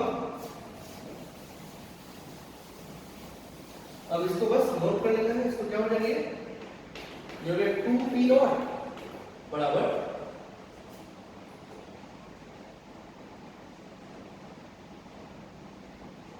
इसको इससे मल्टीप्लाई करना है, तो lp0, अच्छा यहाँ पे p0 है तो l हो जाएगा, है ना, यस यहाँ पे l है ना, ये यहाँ चला गया। हाँ, तो lp0 plus kxl upon a plus kx square upon a, नहीं पहले तो p0x plus kx square upon kx square upon a। तो देखिए दोस्तों, आपको एक क्वाड्रेटिक इक्वेशन आएगा, तो हो गया आपका x स्क्वायर k/a, ठीक है। उसके बाद plus kl upon a plus p0, ये आ गया x, ठीक है। उसके बाद यहां से माइनस lp0 इधर जाएगा तो माइनस lp0 आएगा, ठीक है। तो ये देखिए ये इक्वल टू 0, ये क्वाड्रेटिक इक्वेशन हो गया। सॉल्व फॉर x, और मैथमेटिक्स आप कर सकते हैं। तो ये ऊपर दोस्तों इस तरह का सवाल है, थोड़ा सा डिफिकल्ट हो जाएगा, मैथमेटिक्स डिफिकल्ट है, बाकी कुछ नहीं, कुछ खास बात नहीं है इसमें। तो ये है दोस्तों, आप नोट कर सकते हैं वीडियो पॉज करके। ये सारे कुछ सवाल है जो आपको पता होना चाहिए।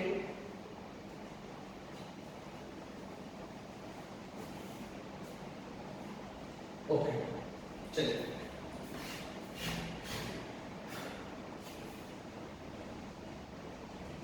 सो रब करते हैं इसे।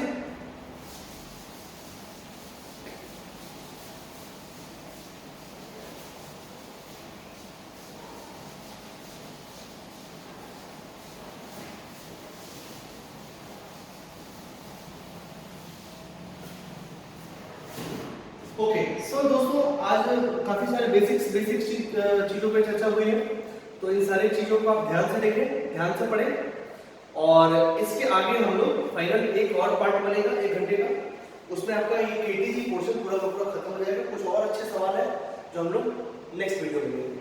Okay, thank you and have a nice day.